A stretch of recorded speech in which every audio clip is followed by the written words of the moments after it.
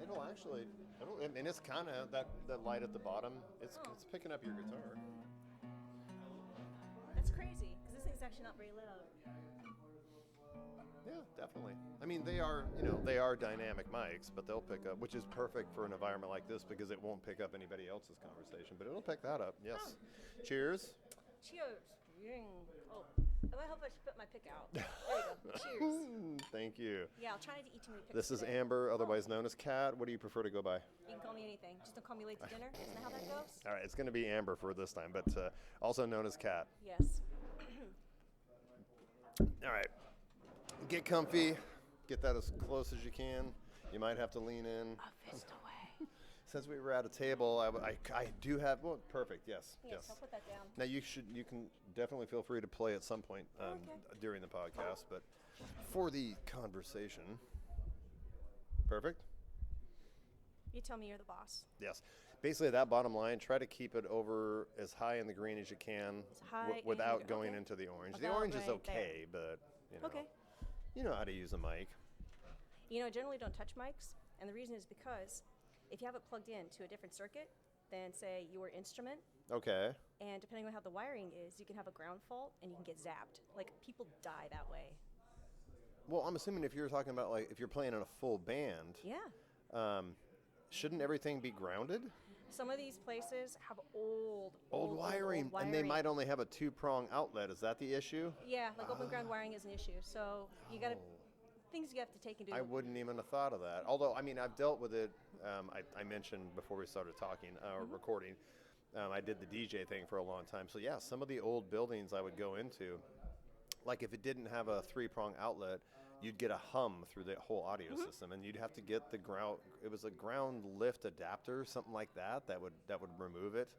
But I wouldn't have thought about that. I got a good one for you.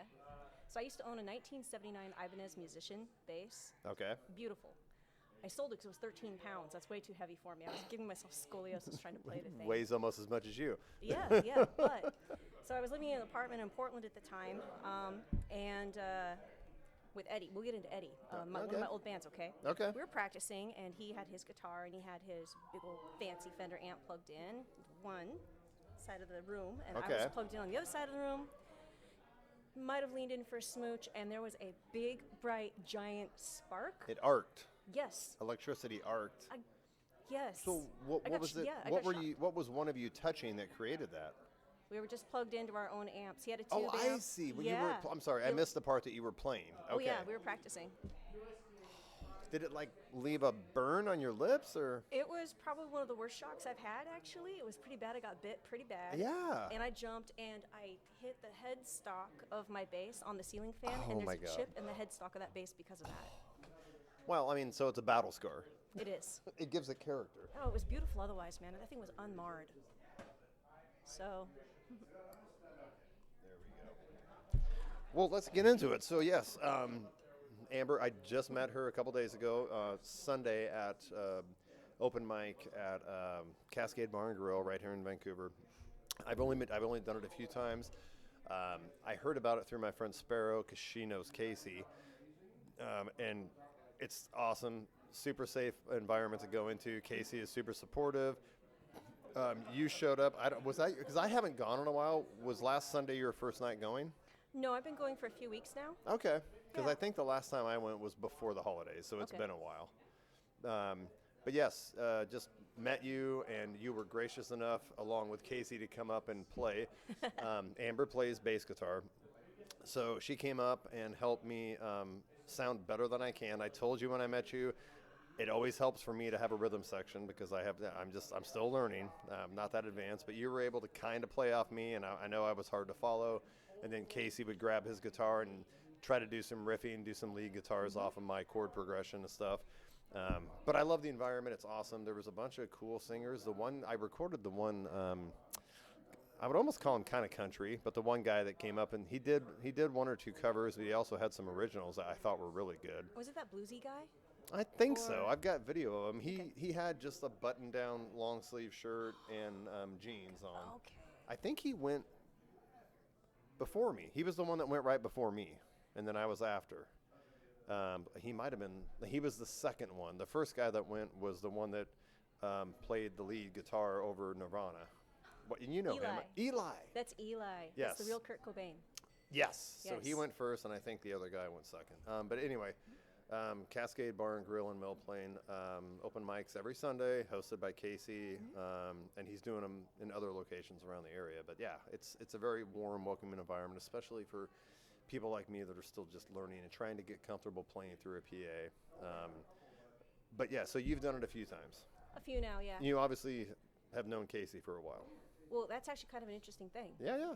So Tell me. Life got interesting just in the last month. Okay. Okay? Okay. And, I mean, it's been a wild ride up to this point, but this last month has been absolutely off the hook. In, And- I hope, a good way, or just off the hook in general. Actually, really good. Really Okay. Good. So no, I'd seen Casey exactly 3 times over 3 years. Oh, okay. Yeah. But you've been in the Portland, Vancouver music scene for a Yeah. long time, and I'm learning now. I'm assuming Casey has. But how Yeah. long have you actually known Casey? Well, like I said, that's where things get interesting. I haven't actually known him personally for very long. Okay. I saw him at Garage a couple of times. I wasn't really going out in the evenings a lot. I was basically underground for the last 5 years. It was just last year that I finally started getting out again, Okay. and that's a whole story in and of itself right Okay. there. Hey, And you again, want share whatever you want. Whatever got you don't want to, you stories, don't have to. Yeah. So I finally started last year getting back out again. Okay, so early 2024, we're talking? Yeah. Like winter of 2024, so almost a year ago. Around May is when I first Okay. started coming back out again. Okay, yeah, around spring. May. But Okay. I'd seen him at Garage a couple of times because we just happened to be out. so- Garage. Oh, it's closed now. It's not even. Yeah, it was a local pub just down the road from where I live. Is it here on the west side? Yeah, it's kind of towards Fruit Valley. It's Oh, it was I've off of Fourth heard Lane. about it, but I've never been, but I did hear about it, and it is now closed. Yeah, it's a cool spot. I mean, I think like I don't know, bikers and longshoremen come to mind. Yeah, Yeah. I know people that have gone there, and they always told me I should check it out. It was rad. But would they have live music there? Oh yes, absolutely. So yeah, the first time I saw Casey was he had mostly a full band. The first Okay. time I saw him, I didn't get to see him play the full set, but I did say hey, said hi to him and his bass player and stuff like that at the time. Okay. I didn't know them. And then I saw him again at Garage. I think it was just him and his bass player that time. They didn't have a drummer. And then So we're talking a year ago, last May, when you started going out? no, it was like 3 years ago. Oh, 3 years ago Yeah, at Garage. I've seen him Okay. exactly like 4 if you count Brickhouse. I'd seen him 4 times my entire life over 3 years. So It's almost once a year yes. you see him. So I didn't know him that well until Okay. a few weeks ago. Okay. Yeah, but the third time I saw him was really funny because a friend happened to see him walking down the sidewalk and yelled at him from the car. Because the friend knew him.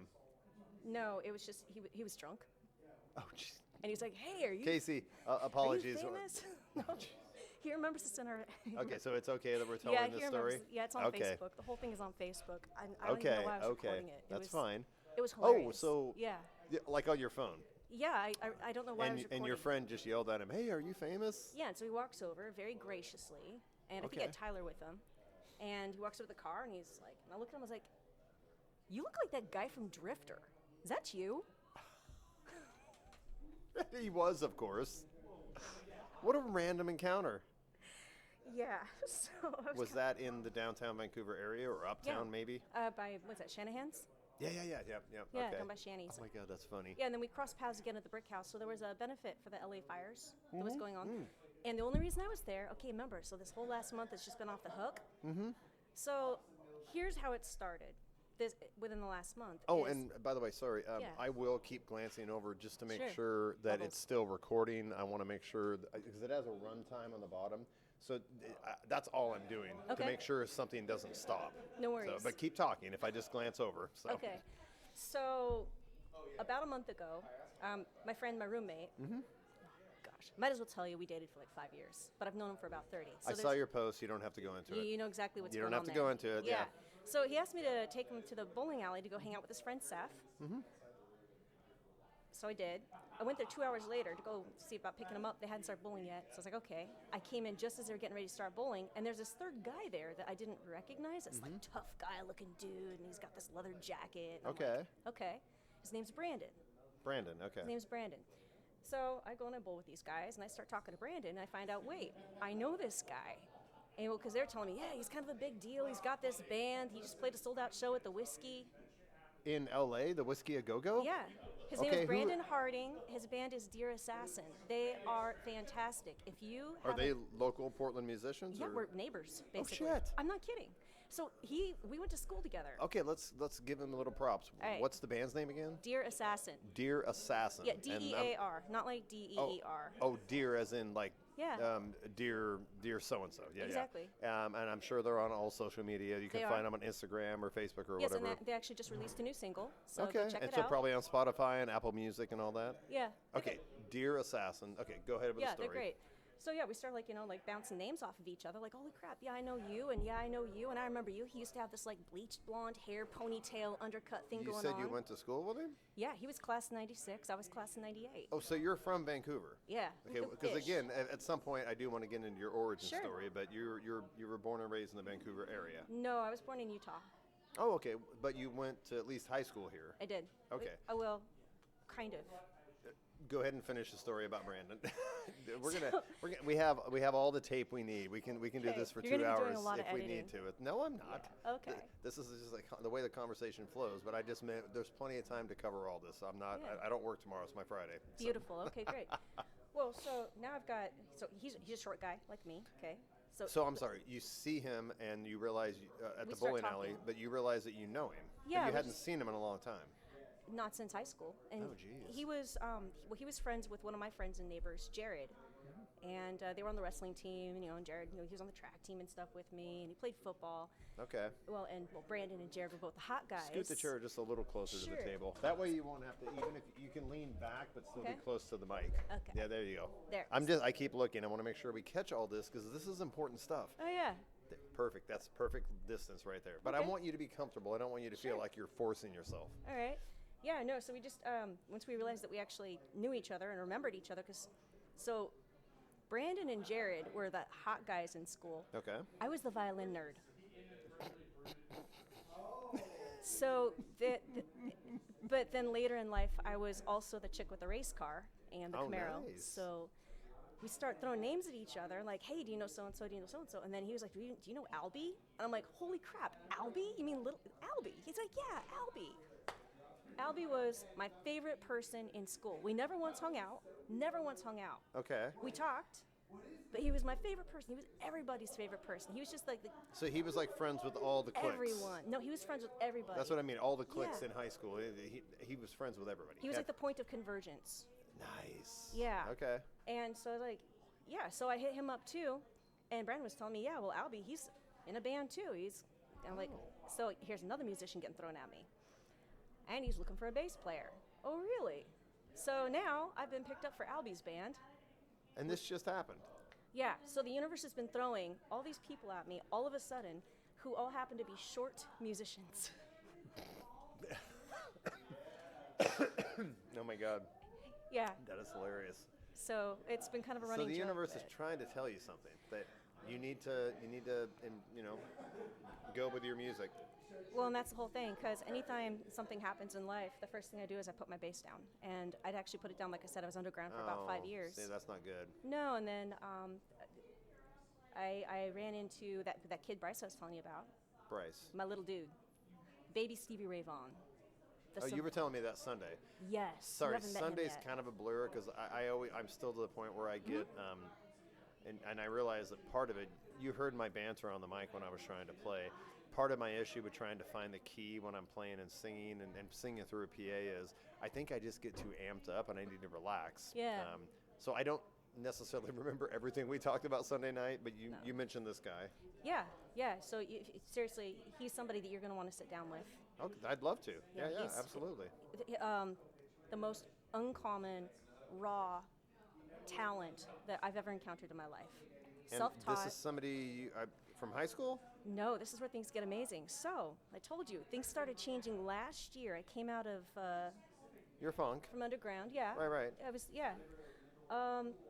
I was not very happy, going through a little rough time, but I took my Okay. Camaro out for the first time last year. What year? Oh, well, I've had 12 or 13 But the one you're talking about, what Camaro? Well, this one's technically a 1974 Type LT, but the front clip and back half are 79 Z28, and I've got a 1980 IROC Hugger air dam on that thing, so I call it the cow catcher. Oh my God, you friggin' rock! Yeah. I love that you. I work in a tire shop. You know more than I do about cars. I guarantee. Just that car. That's awesome. No, I've had that one for like 15 or 20 years. Holy shit, that's Yeah. amazing. I've had a few cars. So I keep interrupting. Sorry. No, Go it's ahead and okay. tell the story. Yeah, no. So I took the car down to the gas station because it made a bad noise on startup. I was like, gosh, maybe the fuel went bad, and it sounded like it popped through the carburetor. So I was gonna go put some super in it, whatever, right? Right.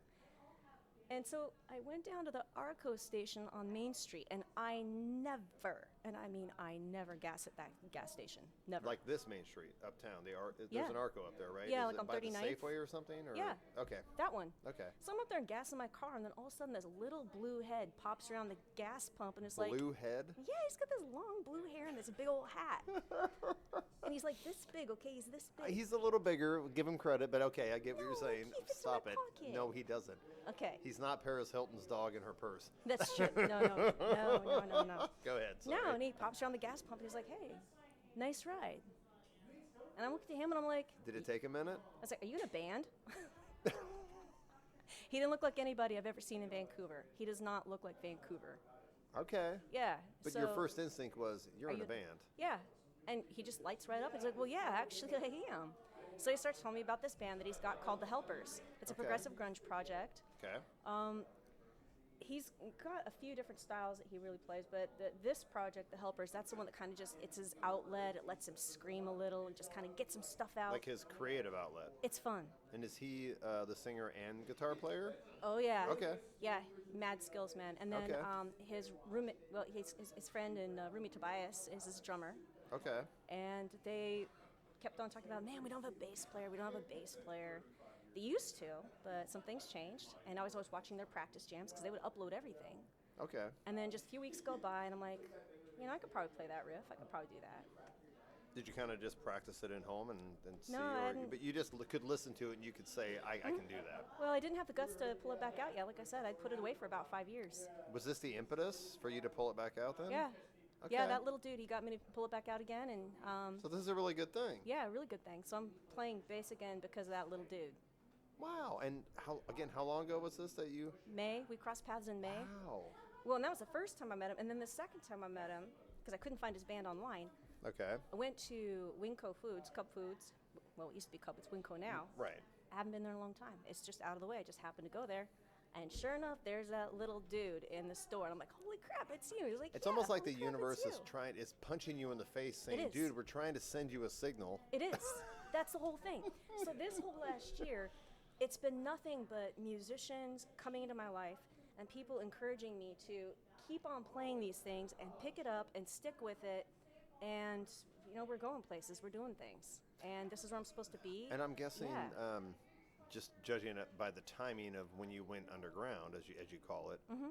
it had to be related to the pandemic, I'm assuming? Or No. some just bad things happen in It your was life? before that. Well, actually, so I used to. Okay, so going back a little bit, I was living in Portland. Okay. Okay, and I actually got married once for a couple of years. That's fine. I've Too done bad. it 3 times. Oh well, third time's a charm is what they say, but whatever.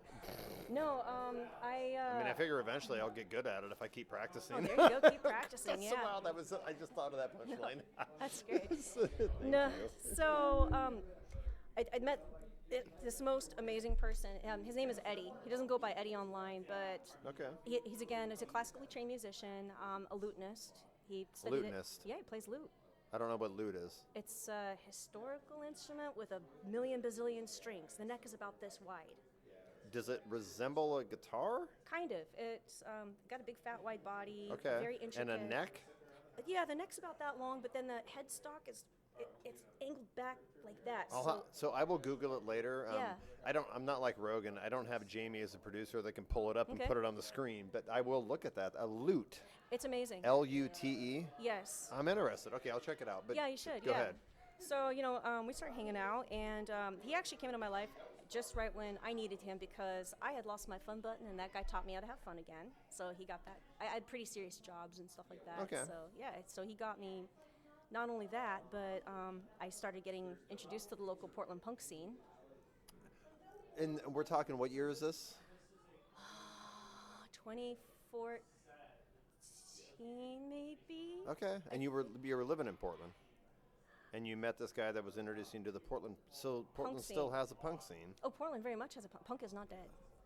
and But- I'm glad it's not. Yeah, but I was involved in the music scene before that. Yes, and we're gonna get into that. We're gonna get into all that. definitely. Oh, this is where things get good. But so I started hanging out with Eddie and his punk band. He had this great project called Taint Misbehavin'. They were pretty notorious back in Taint the day. Misbehavin'. I love it. That's, Oh, they that's were a all good over play the on Red Room. words. Okay. It was good. And then I played some backup bass for them. But there's actually a video of the very first time I performed with those guys. On YouTube, or Yeah, on YouTube. how would It's- somebody find it? You can go to my page. I mean, I don't upload a Oh, lot there. yeah, Cat okay. Davis. Yeah, but All right. yeah, Taint Misbehavin', and Got the it. song is called Sugar Walls. Sugar walls. Sugar balls or walls? Walls. Oh, walls. Okay. I mean, I could tell you the main riff. Yeah. My daddy's penis and my daddy's balls want to take a ride on your sugar walls. Yeah. Oh, dude. So it's very high-minded stuff. Very high-minded stuff. Yes. It's great. Yes. This is going to be up for a Grammy, I think, next year. He got tired of playing that song because everywhere they went, They they're like, wanted "You to hear gotta it. play They Sugar wanted to hear Walls." it. Oh, it's great. Yeah. Yeah. So I play bass on that. Yeah, so that happened. And then he started a new project called Total Slime Ball. And there's Of course, it's called Total Slime Ball. Yeah, No, I love this. yeah, I played in that one once dressed up as a punk rock dinosaur. So there's You pictures. guys are doing the whole Guar thing, getting Yes. costumes. He may or may not have a big black and Barbie pink Guar tramp stamp. That's awesome. I was with him when he got it. Allegedly. Uh, Allegedly. We're not saying anything. it's magical. It's great. Yeah. So yeah, there's kind of a gore thing, and then but his current project, and really you ought to go check this out. He's got a new horror themed kind of like punk and rock project called it's the Horny Devils. Now the reason why they're the Horny Devils is because he plays saxophone now, so he switches between guitar and Oh. saxophone. You can do both. That's awesome. It's amazing. And Wow. my little dude Bryce, he's actually playing guitar with Eddie and the Horny Devils. And did they know each other before you met Bryce? You introduced them. Okay. Holy Yeah, crap. yeah.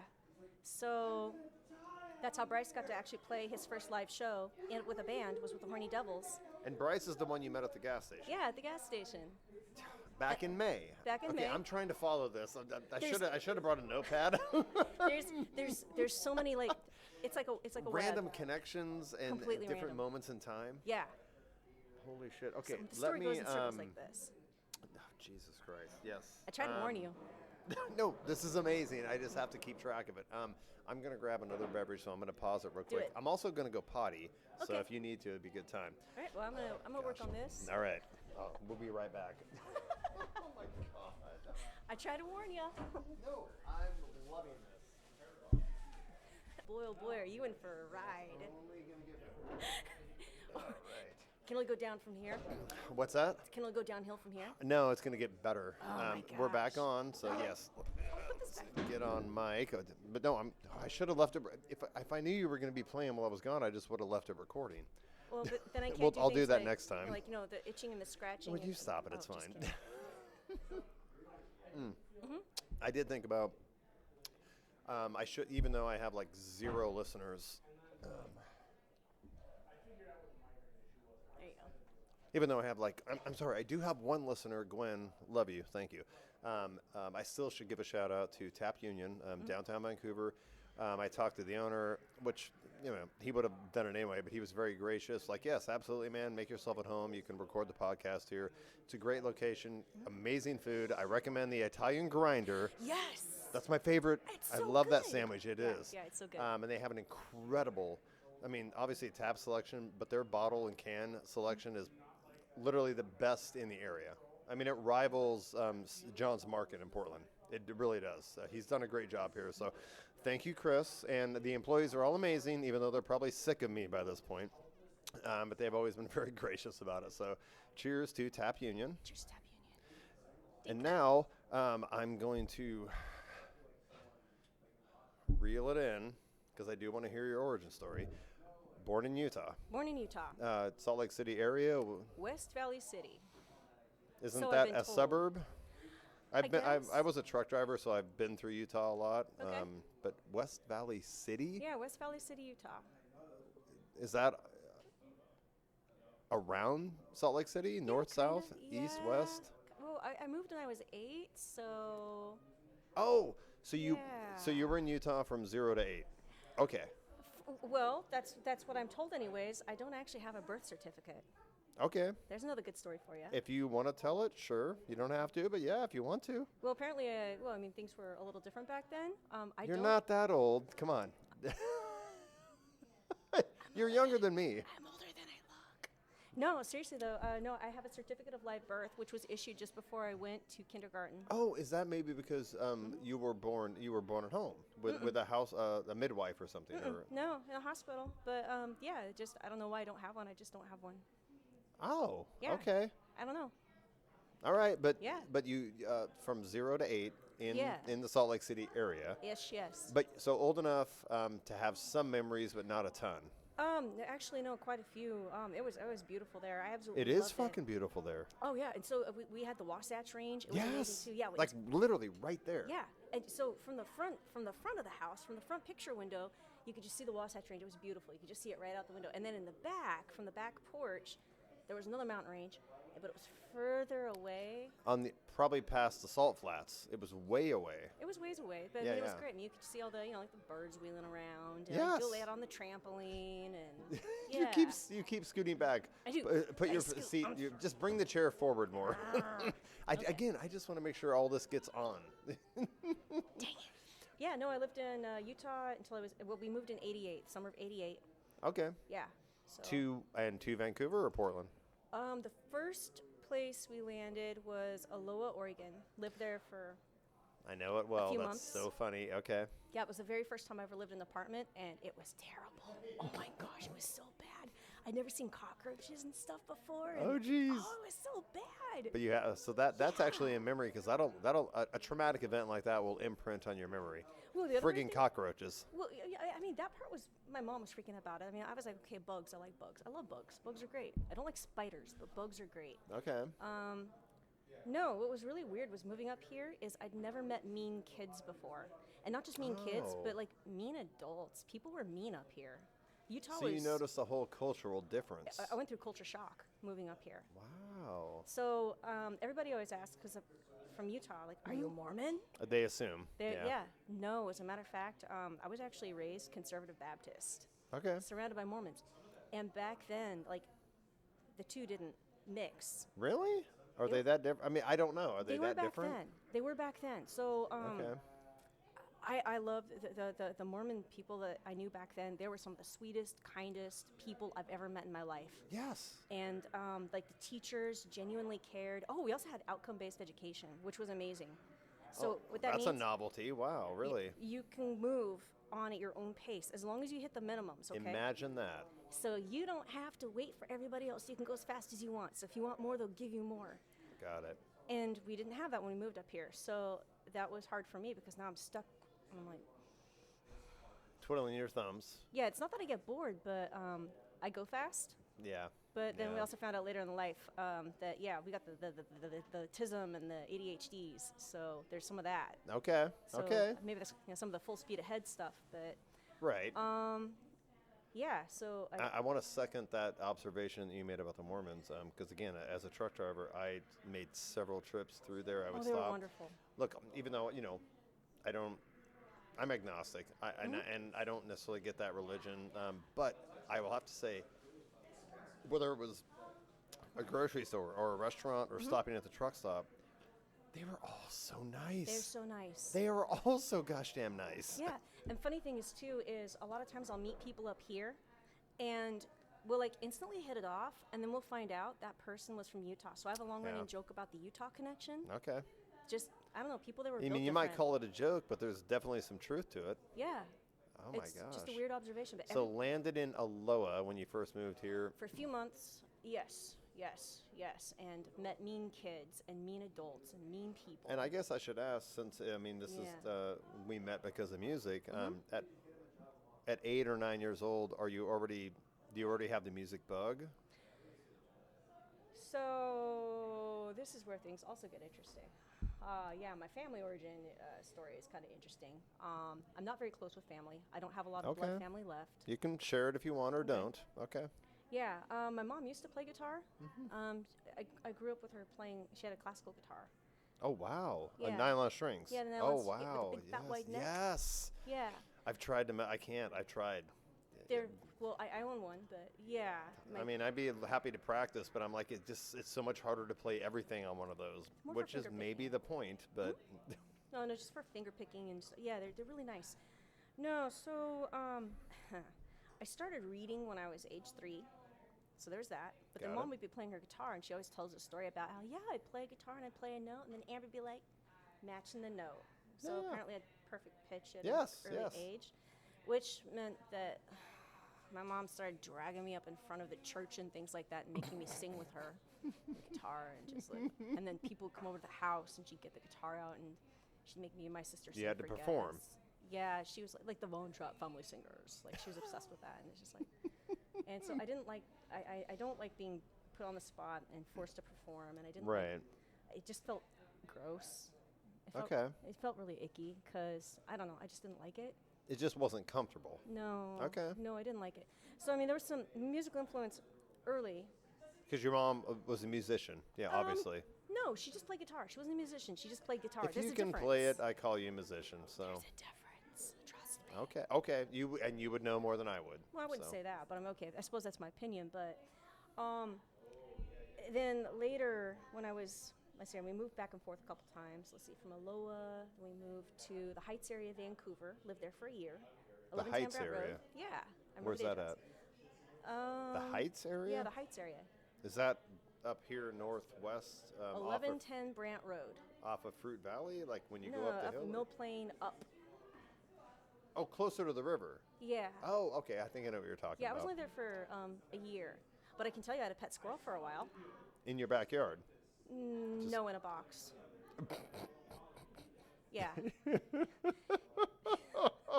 That's one thing about that place is, yeah, I had a pet squirrel for a while, but Okay. okay. It's funny because my roommate, if she sees this, she's gonna punch me. But yeah, my roommate a while ago tried to adopt a pet squirrel, and I was like, no, I'm calling fuck no on this one. No, we're not having a squirrel. Yeah.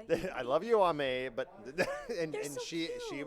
was great. She was like, okay, I understand. We're not having a pet squirrel. Well, he was injured, so I mean, like, we're trying to take care of Yeah, it. same thing. She know. wanted to nurse him, but Yeah. anyway, I don't know. That was the one that was. Well, there was a couple of like things that stood out about living at that place, but that was the one thing. Is like, yeah, the squirrel, and then, and then we moved from there to Portland, 9304 North Minerva Avenue, North. Minerva. So North Portland, not too far from like Radke's and all that. Is it like right off I-5? No, St. John's area, kind of. Oh, whoa. Okay. Yeah. Okay. Yeah. Yep. Yeah, and this is crazy. So this was 1990. Yeah. Now remember, we were fresh from Utah, okay? The whole culture shock thing, we were still having some like, gang stuff going on back then in the 90s. Yeah. So we never encountered things like gunshots going off in the neighborhood before. That was going But you on. moved to St. John's area in Yeah, 1990, In 1990, and there was some shit going on. there was. Yeah. So that was fun. And then that wasn't working well with my dad. My dad, he's a Vietnam veteran, PTSD. and So just being triggered all the time. Oh, big time. Yeah. Yeah, so there were some problems there with Yeah. all of that. So that was fun. Oh gosh. You're being facetious. There's so much there. Yeah, that was fun. And then we lived there for a year. Oh, my cousin lived with us for a while, actually. My mom's brother's daughter. She Okay. worked at Radke's for a hot minute. So you're gonna find out that I've had a lot of like critters and pets. Okay. I love catching critters. So fun story. I used to go to this place called Camp Tadmore. It was a church camp. Okay. Okay, wonderful place, love it. But there's a lake, and I go fishing there because you're gonna find out I love fishing. Okay. But it's full of newts, and Full of what? newts, N-E-W-T? kind of like a Newts. salamander, but they got the toxic orange belly. Okay. They're No, really I don't know, but I'm learning. Oh, they're so cute. They got little frog faces, my and God. they're adorable. No, my cousin got mad at me because I borrowed her luggage, and the parents brought me a cooler to put the fish in. Okay. But I put the fish which were frozen, in the luggage, and then I put 20 newts in the cooler with water, and I took them home. This is going to go so well. I mean, these. If you want to know about me, those are the types. That kind of sums it up. This is me. This is what I do. Yes, that's awesome. Let's see here. I had a seagull. Yeah, I had a seagull when I lived at that house. How do you have I at the saved it house from in a St. dog. John's? Yeah. Because they do flock around the St. John's Bridge, so there are Yeah. seagulls out there. I don't know. It wasn't flying. A dog was chasing it up and down the road, so I went and I caught it, and I was like, I got me a seagull. You hugged the seagull, He was biting me all over the place. Yeah. and was it injured? I don't know. He just wasn't flying. He was just running up and down. Then the he road. must have been injured if he Must couldn't fly. But or- you hugged it and he was biting you. And my parents made me let it go in the slough. I wasn't happy about that. I wanted That's to so keep that terrible. seagull. Oh my gosh, how dare they make you put it back in its natural environment? Well, they maybe put the newts in the slough also. So I've introduced a non-local species to the Portland slough. Right. That's yeah. It's not its native environment. Oh yeah, and I got in trouble because a snake got loose in the house. Actually, I got in trouble for that too. You caught a steak outside and brought it in the house. It got away. Yeah. That's a whoops. nice surprise for the family. Well, I've had a lot of snakes, a lot of frogs. Oh my gosh, the bullfrogs, that was fun. Yeah, those got loose. Well, but they're not going to hurt anybody. No, but the fact that they were in the house, my mom was not happy. Oh yeah, and then the pet snails actually, yeah, that was how things started. Oh, and praying mantises, yeah. I used to. I warned you. You're hearing yourself right now, right? You're hearing yourself talk out loud. And it's not bad. I'm honest. I'm a. This is freaking cool, all right? You're a unique person. That's why I like to talk to people. So I'm not judging you, and I'm not saying you did anything wrong. I just think it's entertaining. Yeah. This is So- how I learn shit, by talking to people that are different than me. I'm extremely different. So yeah, I like That's why critters. I wanted to have you on the podcast. Oh gosh, you'd be like, hey, you got this crazy chick who pretends to play bass Oh, and but she you're catches not critters. crazy, and you can play bass. Oh, Stop okay, it. fine. All right, yeah. So yeah, then we lived. Okay, so then we moved from Portland to where the folks are at now in Hazeldale. Yeah, Okay, that's where your parents live, in Hazeldale. yeah, and they've been there Okay. ever since. Okay. And then I've moved around a bit after that, back and forth. Like. But at Portland, some point, they're Vancouver. like, no, we got to go somewhere where she can't find critters. No, Oh I'm kidding. no, I'm that kidding. didn't I'm work. just No, joking. yeah, at one point I had 21 tree frogs. Oh my God. I brought home, I don't know, half a dozen bullfrogs. Then there was the turtles. I put live fish in the bathtub. Why wouldn't you? Why wouldn't I? I mean, it's a vessel that can hold water, so why wouldn't I put Put the fish in fish. there? Well, I was catching the fish anyway. Oh my God. Yeah. I want to sustain them. They have Well- to go back in water. It's more to entertain my cat. Oh, jeez. Yeah, But- cats and fish. Yeah, they love each other. I did cook the fish later. So, yeah, I regret to inform you that I have slaughtered many fish over the years. Well, it's not a bad thing. It's a food source. It is. Oh, they're wonderful. That's yeah. fine, Oh, I yes. love fishing. I love fishing. I mean, that's the, I don't know if we call it not circle of life, but that's part of the food chain. I It mean, is. that's okay. It's okay it to is. eat meat. I do it all the time. Yeah. Well, but yeah, I'm doing my own hunting and gathering. So, yeah. Which is better than, the whole processed food and the industry of, what they're doing to chickens and stuff. Anyway, I don't want to get on that. Oh but gosh, yeah. yeah, for sure. Let's not. Let's go back to Judas fucking Priest. Hey, I can play some Judas Priest. So do it right now. Oh Here, gosh. I got 2 mics. Yes, this would be a good segue. So.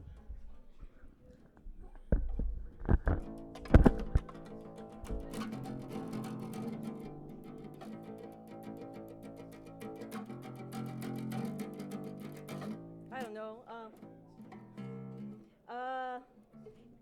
Now I'm on the spot. We used to play Breaking the Law. That's what we're doing. And then.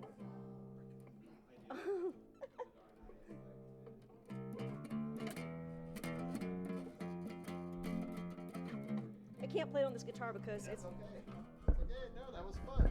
That was a little quick aside. I don't know, man. No, we used to bust that one out. So I was in a surf rock and blues power trio, and so back. What year was this?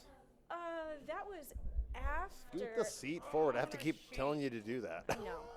Sorry. So Don't Yeah, ever say sorry to me. You're fine. Oh, I will. Yeah, this is a bad habit of mine. We're trying to break me of that. So, own your space is what I've been told actually Yes. recently. So after the punk projects, What year are we talking? so 2014, 2015, 2016, 2017, 2015, 2017, around in there. Okay. Yeah. So Eddie, and then his friend Michael Linsmeyer. Now he's a trip. Michael was our drummer. He's actually in a few different projects, and actually he's still playing right now. He's in a band called Velvet Merkin. Okay. They are awesome. They're like grungy roadhouse punk. You got to check them out. They're great. Velvet Merkin. Velvet And are they Vancouver, Portland based? I mean, Portland. I guess it's all the same thing, but Well, kind kinda- of. kinda Although not. I feel like and you would be able to tell me this more than I could, but I feel like there is a little bit of a dividing line. There is. There's some overlap, but There there is. is definitely a line. There really is. Yeah, a lot of people kind of tend to stay in Portland for the music scene. A lot of people don't really think there's much of a music scene There here. is, though. But there is. There is one in There Vancouver. is. Yeah. Holy shit, there is. Yeah, there is. Well, and there's punk bands in Vancouver. There's some really cool venues. Although I hear Erebus is closing up in like the Kalama area, Kelso. Erebus is like Oh, a like horror themed. Longview, Kelso area. Oh, that place is so cool. Okay. Yeah, but I guess they're going to be closing down. But if they're still open, go check it out. It's called Erebus. Erebus, okay. Erebus. But anyway, yeah. So Michael Linsmeyer, he just retired last year from the Oregon Ballet. Oh. So our drummer was a ballet dancer. Wow. Yes, Like multi-talented. incredibly talented. So we decided to put together surf rock and blues power trio, and Michael and I were both obsessed with like lizards and stuff. It's just, I don't know. Yeah, we're like little dinosaur people. They go together. They do. So we decided to name the band Super Giant Lizard. So our mascot was a surfing dinosaur. I like it. Yeah, but Is this a current project you're working on? no, and this is kind of how things went underground. So we did this for a while, dude. We were getting paid. I mean, it was doing Okay. good. We were doing well. I mean, we were playing like surf rock covers. We actually had some originals too, and that was pretty cool. And then, like I said, we play Halloween parties. So Okay. the Judas Priest thing. I mean, that was always a fun thing to pull out. Of course, everybody knows that song. String tension is so weird on an acoustic compared to my electric. I mean, these are floppy slop. That's what They're I was not for the noticing. yeah. Right, It doesn't like that right. very much. But anyway, yeah, that's an aside. So yeah, Super Giant Lizard. There's still a few videos that are around. It was a really cool project. I really enjoyed let's it. go back to your origin story with Yeah. music. Your mom played guitar, but Oh, yeah. wasn't a musician. But anyway, I did pick up on in high school you played violin. Actually, what fourth- was your first instrument? 4th grade happened. So 4th grade, I was actually going to school in St. John's. Yeah, that was when I lived in Portland. And so you had to pick an instrument, and there was like a few you could choose It was from. actually part of the curriculum. This is my big beef with the schooling system. The Yes, schools it's are not so now. underfunded. We used to have the most amazing music and sports programs in schools. Yes. And now all that stuff has been farmed out. People have to rent the equipment now. Right. They're making money hand over fist for something that was actually already Just in the system. available. Yeah, like Yeah. in my 6th grade class, our music class in 6th grade was amazing. We had freaking marimbas. Come on, man. We had like half a dozen different kinds of like xylophones and things like that. I mean, this stuff all takes up Yes. space. I mean, we had so many cool things. Yes. But yeah, so 4th grade, I originally tried flute. The reason I decided to try flute, this is so dumb. I Just shouldn't have. one time at band camp. No, I'm kidding. That was before. But This was before American yes, Pie. before American Pie. Yes. So we used to watch the Miss America pageants. Okay. Like we're talking 80s, early 90s, or just 80s? Yeah, probably like 80s. And then this is kind of embarrassing to admit. One of the contestants played flute and was tap dancing, and I thought she was the coolest person I'd ever seen in my life. Well, I mean, at least there's talent there. That's Yeah. impressive, actually. Playing flute and tap dancing. That's, Yeah. That's actually very impressive. That's not easy to do. No, and I don't It's know actually what. really fucking hard. Think about that. So that made Compared to most of the contestants on there that Yeah. had no fucking talent right, except being attractive. right. But that was your inspiration. So I tried flute. Okay. Guess what? That's a horrible instrument for somebody who has childhood asthma. You think you have to have a lot of breath control. Yes, Yeah, yes. it didn't work out so Oh great. my god. So, and I was like, oh, gosh darn it. So that leaves violin. I don't know about violin. I mean, they're squeaky and dusty and that. Turns out I was actually really good at violin. Really fucking good. So that was your next instrument. And I played violin from 4th grade all the way through high school. I was in the Vancouver Youth Symphony. I was first violin, second chair, Holy shit. Yeah, and kind of was reading music, but usually played by ear. I just Okay. fudge my way through. Me and reading music don't get along. I'm not a music theory guy. If you tell me, hey, play an A, I'll be like, All right, so, and I'm not either, obviously. Yeah. But let's we'll continue the conversation, but because it's so funny that you have played violin, because I have, through my life, known through friends and family and stuff, like my friend Ty, I went to high school with him. His family, they're German, so they play every year at Oktoberfest in Mount Angel. It's kind of a big deal. But Yeah. they have a family band that plays in the wine tent every year, and it's all the German music. But it's kind of a thing where the entire family is musical, and their daughters would always play violin, and I would watch Cool. them just literally get up there and shred on a violin, like as good as Eddie Van Halen. like a baby Lindsey Sterling. Oh my, yeah, that kind of a thing. Yeah. But I've seen some other violin players because I go to a lot of wineries and tasting rooms to see like just unplugged acoustic shows, and I've seen some really impressive violin playing. But what I can't understand is there's no frets on a violin neck. How do you know where to put your fingers? Takes practice, but you can also cheat, and a lot of times I cheat, and you can take tape, and you can just put stripes where you need it to go. So like first, second, and third, and Is then that after something that would be visible though to the audience? Not necessarily, and if it is, who cares? If it helps you, it helps you. So it's almost feel if you put like Scotch tape over it. Well, not Scotch tape. It's like pinstriping tape, Oh, something okay. like that. But you can learn to do it. It's all about feel, It is about feel, yeah, and you just kind of get to figure it out. and it's just repetition. It's almost like you're practicing scales. Oh, we practice so many scales. I used to have to Yes. turn my scales in on audio tape. Actually, would have to go. I'd go in the Wow. bathroom because that's where and I'd have to play scales to turn those in for my Holy shit. class. But So it's many different just scales. feel. And I guess if you have your index and middle finger here, you know how far apart your ring finger has to go to get the next chord, or it's repetition. Depending on like if you're playing a major scale or a minor scale, the spacing is going to change. But so on like a 4/4, full-size violin, position for your first finger is about an inch away. So that's where your From the other fingers? No. So Or you got the headstock, okay? You got the Right, headstock, right. right? And like, so it's like on your guitar, okay? Here's your nut. So on a violin, your first position is actually about an inch away. But there's no fret to look at, No, but you know it's about an inch away. Yeah, and then your next one is also again about an inch away, but then this finger is like right next to it. Is So- that kind of a standard thing that these two fingers stay close? Again, depending on like the major scale and things like that. Oh. So, yeah, Okay, so So there is actually a theory to it. There's a whole steps and half steps. wow. But it's also tuned in fourths, not fifths. Your guitar is tuned in fifths. A violin is tuned in fourths, so it's G D I A E. don't know what that means. The tuning is g'day, like g'day, mate. So So G D A E instead of Oh, this is So- GADGBE. yeah. Oh. So five notes difference instead of four, Oh, okay. basically. Yeah, the tuning's different. Oh my gosh, I'm so glad. Actually, I'm geeking out right now that Okay. I actually have. I have I had a Sparrow and Yeah. Frank Murray. I've had them both on my podcast, but we didn't get into the minutia of the instruments and how they work. But Sure.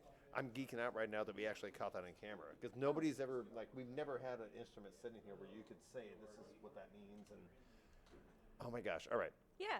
Let's go back to the fact that you were apparently amazing all the way through high school on a violin. I got pretty good. First violin, is that what they call it? First chair, whatever. Yeah. So there's two sections. So you got your first violin section And I'm your assuming second you're violin talking about section. playing with an orchestra. Yes, I was in Okay. the Vancouver Youth Symphony. Got it. Okay. Which is kind of a big deal. Yeah, no, I know. I've heard of it. It's Yes. kind of cool. Give No, yourself props. Hell yeah. Yeah, it was cool. Yeah, I did that for a while, and again, the whole performative aspect. The parents would make me bring it out and play for the guests, and we used to play this game. So the way I'd practice is because I didn't get out of the house much. A lot of times, like what I would do to challenge myself and just try to learn and play is I just turn on the radio. I was only Oh. allowed to listen to the oldies station Okay. or classical, but I couldn't listen to the oldies station on Sundays. I could only listen to church music or classical on Sundays. Okay. But you said you learned to play by ear, though. I did. So what I would do is I'd like turn on the oldies station, right? And then whatever came on the radio, I would actually play along with. And you could, was it just natural you could do that? Yeah. Because I've tried doing that and I can't. No, I have to find either tablature or a video of the guy showing me the chords. But you could actually just pick it up by ear and Yeah. figure out the chords. yes. That's a gift. That's something you're born with. Practice. There's a lot of practice involved. I mean, you're going to make mistakes, but Right. it helps if it's like music that you know, and then you can actually start to recognize the progressions and things like that and anticipate where the changes are going to be. So I am learning that, Yeah. but it takes a lot of practice. It does take practice. And Jesus. yeah, so pretty much all I would do back in the day is I was either in my room playing violin, or I was reading books, or something. You know, I'd be out in the backyard. That was basically Catching animals. Yes, I am. Lots of critters. And I'd get out for the track team. That was the other thing I was on, was the track team. Okay. Yeah. So you were athletic also. Oh yeah, Yeah, yeah. you're like a Renaissance woman. Got rid of the childhood asthma. That I outgrew that. Thank God. gosh. Yeah, and turns out I loved the track team. It was great. That is so cool. My little short butt was running 100-meter hurdles. Yeah, it was my favorite event. It was great. They had me doing things like high jump and stuff too. Oh, wow. Yeah, I wasn't very good at high jump. So you don't have hops. Only in my beer. Wow, I love that you know that. Oh my gosh, this Yeah. is blowing my friggin' mind. Yeah, lots of violin for a lot of years. And you made that reference of a lot of time in your bedroom, you know, Mm-hmm. just practicing. There's nothing else to do really. I've heard of, like, one of my favorite guitar players is Steve Vai, and I've listened to so many interviews, and he was like, "Look, when I was in high school, I was a dork. He would literally go home and practice scales for 8 hours, just scales for Yes. 8 hours." But Well, because he wanted to become perfect. Oh gosh, that's a whole subject in and of itself. Oh my gosh. Or an affliction. It is. No, so it's kind of funny actually. I found a tape some years ago, like an audio tape. I was going to send an audio tape letter to a friend of mine in Utah when I was like 10 years old, living in Portland. Okay. And I was playing it back, and there was actually, just out of the blue, I said something about like, you know, and I don't think I'll ever be perfect, but like I'm gonna try. But it's not that I'm not a perfectionist by any means, and I know I'm not gonna be perfect. I'm never gonna be perfect. But at the same time, I was always under a lot of pressure to perform well and do well. You know, just like, again, you know, the parents' family stuff. Okay. Because anytime I looked good, made them look good. So I had to be a straight A student. You know, Okay. always had to be, you know, right. something that was worth talking about. So Okay. I learned to be very good at pretty much anything that I did, and that would translate into everything, including like, you know, the jobs that I took and the work that I did. So I was always like, you know, overperforming and, you know, doing a lot more than I probably should have for a lot less money that I was doing it for. And we're talking like even after high school. Oh yeah, yeah. When you get into the working world. I'm trying to outgrow that. I'm actually learning to be a lot more okay with just, you know, being okay. It's actually Right. okay to be okay. Of course it is. Yeah, but I didn't know that until recently. And it's okay to have, you know, you have a job and you do okay. Mhm. But if this is your passion, that's what you focus on. And that's Yeah. okay too. Well, and see, this is where this is where Casey comes in. Okay. He is very supportive, and like he's always trying to get people out to, you know, his open mic events and things like that. But I don't like jamming with people. I'm not comfortable. You know, I can jam with people like once I get to know them maybe a little bit. Yeah. You know, the anxieties and stuff and all of that. But he started challenging me to try to come out to his open mics, just me This and my was bass. going back to how you met him. This was after your friend was yelling at him when he was walking on the sidewalk. Oh, the yelling at him, that was like a couple years ago. But that was when you first met him, though, right? I thought. Ish. Yeah. But we crossed paths again at the Brick House during that LA Fire benefit show. And I was like, Right. dude, I haven't seen you in so long. Yeah. But Yeah. your friend yelling at him on the sidewalk Yeah. was before the LA fires Yeah. thing. But you hadn't seen him in like a year and you saw him there. Yeah. Okay. Yeah, I was like, dude, I haven't seen you in a hot minute. So I was like, had to go say hi. Yes. So then it's like, okay, yeah, I'll be in touch. So he starts messaging right away, and he's like talking about the open mics, and he starts challenging me to come out and do this. I'm like, dude, I don't know about that. And he's like, just try. I'm like, oh. So he's really been beneficial in trying to get me to kind of expand my comfort zones a little Yeah, bit. of course. Which is really good for me because it does help with trying to get over some of the anxiety stuff. Yeah. Because that's gotten worse in recent years. I mean, just due to like various events and stuff like that. I didn't always used to have things like that. I mean, I was always kind of like, you know, shy. Shy. Which is funny because you seem so. I sent you the video. You Yeah. seem so comfortable on stage Sunday night. Oh man, is that just because I did a? A what? You missed that. You totally missed that. I did miss that. Oh man, I was up there and they're joking around like, man, you're a character. I'm like, yeah, you know what kind of character I am, and I don't know why I busted out an ooh woo, but No, but that was awesome. You were so comfortable up there. yeah, well, you know, I'm getting, like I said, I'm getting better about that, and so yeah, it's been really helpful because I'm learning that I can mess up badly in front of people with all those eyeballs it's on me, okay. and it's okay. Yes. So seriously, By the way, because yeah. 99% of the people in the audience looking at you, Mhm.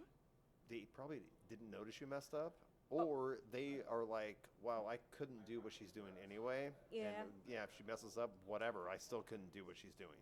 well, and part of the issue though too is so like trying to get levels set up for bass is a lot different than like say guitar, Levels set up. the sound levels. Oh, yeah. when you're trying to. Oh. Yeah, so When you're trying to do a sound check. well, I don't always get to do a sound check, and then also too, so trying to get the backing track levels to where I can hear them, but then also trying to get the bass amp set up to where I can hear it because the bass amp I should be using is in the repair shop. So I was using this crappy little. Yeah, Okay. And that's a whole other thing. No, I don't mind the minutia. We can get into it, but yeah. Yeah. But Well- I see what you're saying because when you're playing a bass guitar, it's not. You almost feel it more. You do. So here's the trick. Here's the thing to know about bass is that because the sound waves are much larger, okay? They're like Yeah. this. They're big. They're really, Yes. really big. So they travel further, Right. and it takes further for them to actually develop. So if you're standing too close to your amp, you're not going to hear a bloody thing. You could be standing right next, and not only are you not going to hear it, This is science you're talking about. Yeah. You literally need to have more distance. you need to have more distance. So you need to have more distance, but then also too, depending on where you're standing in relation to your amp, you're going to hear it at a different pitch. It's obnoxious. And then if you're playing with a guy who has a super freaking loud Fender amp with his bass cranked all the way up, and he's got it pointed at you. And Oh, that it ruins cancels out. everything. Look, yes. I was. God ruins bless Eddie. everything. God bless Eddie. He liked to turn his amp way too loud. And I was like, I can't hear anything. It was always first world musician problems. I know it's a Yeah, rough life. it is. So how Horrible. did you violin through high school, and at some point you end up? Did you ever dabble in guitar, or you just went to bass from violin? I can't play guitar. I have child hands that don't like to make chord shapes. Do you see how small they are? Well, are they that small? Yeah, here, look. See? Oh wow, they're kind of tiny. Okay, never Yeah. mind. Yeah, they're Okay, very- that's fair. That's fair. Yeah, I'm very tiny. Well, and piano. Oh gosh, Mom tried to make me learn piano, and that was one of the more horrific periods of my life. Because I guess you have to be able to stretch the fingers. hate- Yeah. I mean, I'd probably like to learn to play it at some point on my own terms. Right. But actually, it's Yes. like guitar too. Can I grab your guitar? Yes, please Yeah? do. I don't know if it's in tune, but go ahead. Okay, so I can't play guitar, but I bought this like little Cordova. That's what that case is. And so I can't play guitar, but the thing is, the guitar wants to teach me how to play, and then so I can't.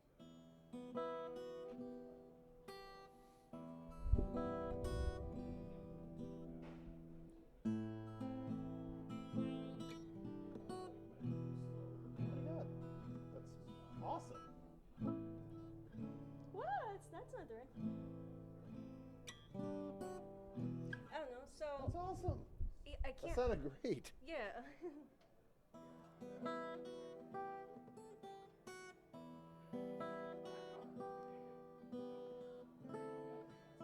I guess it's kind of in tune, thank God. From last night.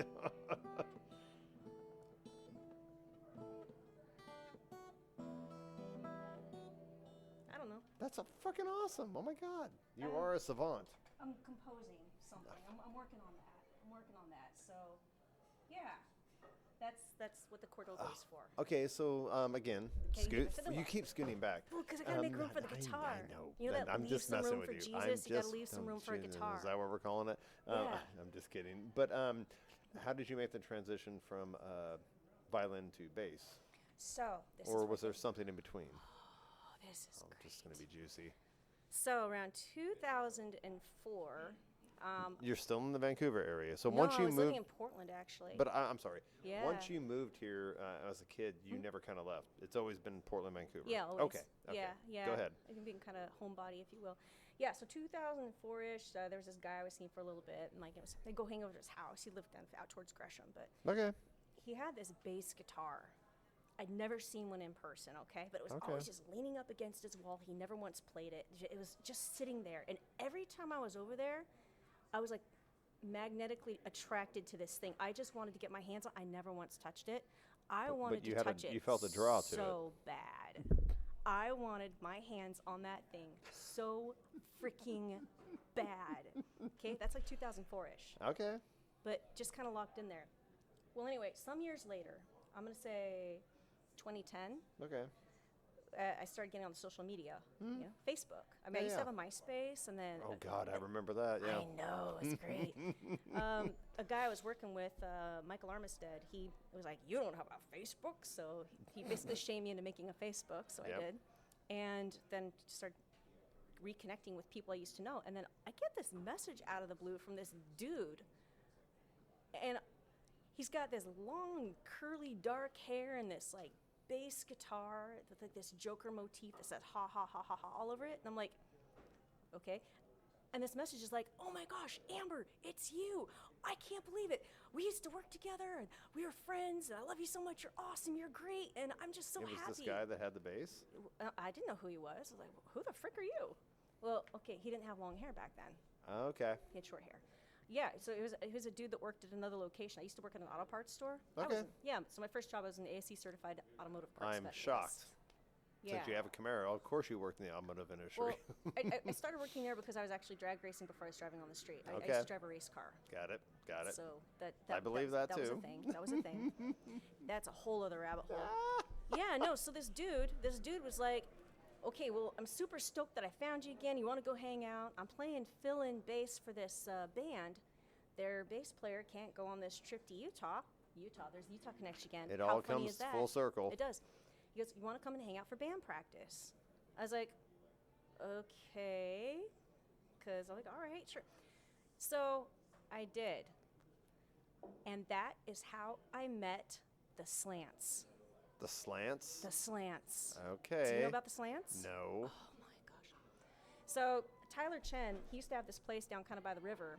It was actually owned by the college, and they'd practice down there too. So I'd go hang out for practice. The very first song I heard them play was Stranglehold. I will never forget that moment. Ted Nugent. This is all original material, man. This is all OG. The Slants are an Asian American rock band. Oh, so it's not Ted Nugent Stranglehold. Sorry. No, Okay. no. You got to check these guys out. If you want to really go down a really deep dive rabbit hole, they were super influential, okay? So I became a roadie for these guys. And Oh. what they became known for is they actually ended up in a major legal battle with the United States Patent and Trademark Office over the rights to their name. They wanted to trademark their name because they were really going far, going places. They played all over the world. And what was the name again? The Slants. And there was a trademark issue? There Somebody was. else had it? No, what the USPTO was trying to claim was that it was disparaging because the slant was Oh, and the because Asian thing. they're all Yes, Asian. yes. And they're like, yeah, well, you guys are all Asian. But- You've got this stylized dragon. But they're and Asian, so they can say it. they were reclaiming that moniker. I was going to say, they Yes. get the right to use that word. That was the whole basis of the legal That battle. totally makes sense to me. Yeah, and this went on for a long time, and you can actually go. There's news articles about it. There's Oh, actually God. A lot of law schools they've got studies on Like this. using it for the precedent, and they teach on it. It's become a huge thing, and they've actually gone on. This is so cool. They've created a foundation. They're doing scholarships. Okay. A lot of their stuff is being like displayed in museums all over the place. Like they're a big deal. And what year was this? I started hanging out with them around 2010. But yeah, so I Okay. became their roadie. So I got to hang out with those guys. I was going all of their Were they stuff. touring like up and down the West Coast, or was it? Mostly like Portland area, just hanging out here. Okay. And then because drummers always get shared. Okay, so we always have this joke. Here's the joke: you can shake a tree in Portland, and a guitarist falls out, closely followed by a bass player. But you can't find a drummer. So drummers are always in at least 3 different bands. Oh, they're in demand Yeah. So because Tyler. they're harder to find. They were way harder to find. So Tyler was in multiple bands. Yep. So at the time, he was also playing in John Davidson's band called Silver Safe, Okay. and they were a big deal too. You should look them up. Okay. He also had another band called Crown Point. Yeah, John Davidson, man, you really need to check him Well, out. that's why I'm recording this, so I can Yeah. go back and listen to it and remember all these references you're talking Yeah. about. Well, you're gonna have to so I catch don't have him- to take notes. We're recording Yeah, it. well, he's living in Mexico right now, so you have to catch him when he comes up because he still Okay. comes up from time to time.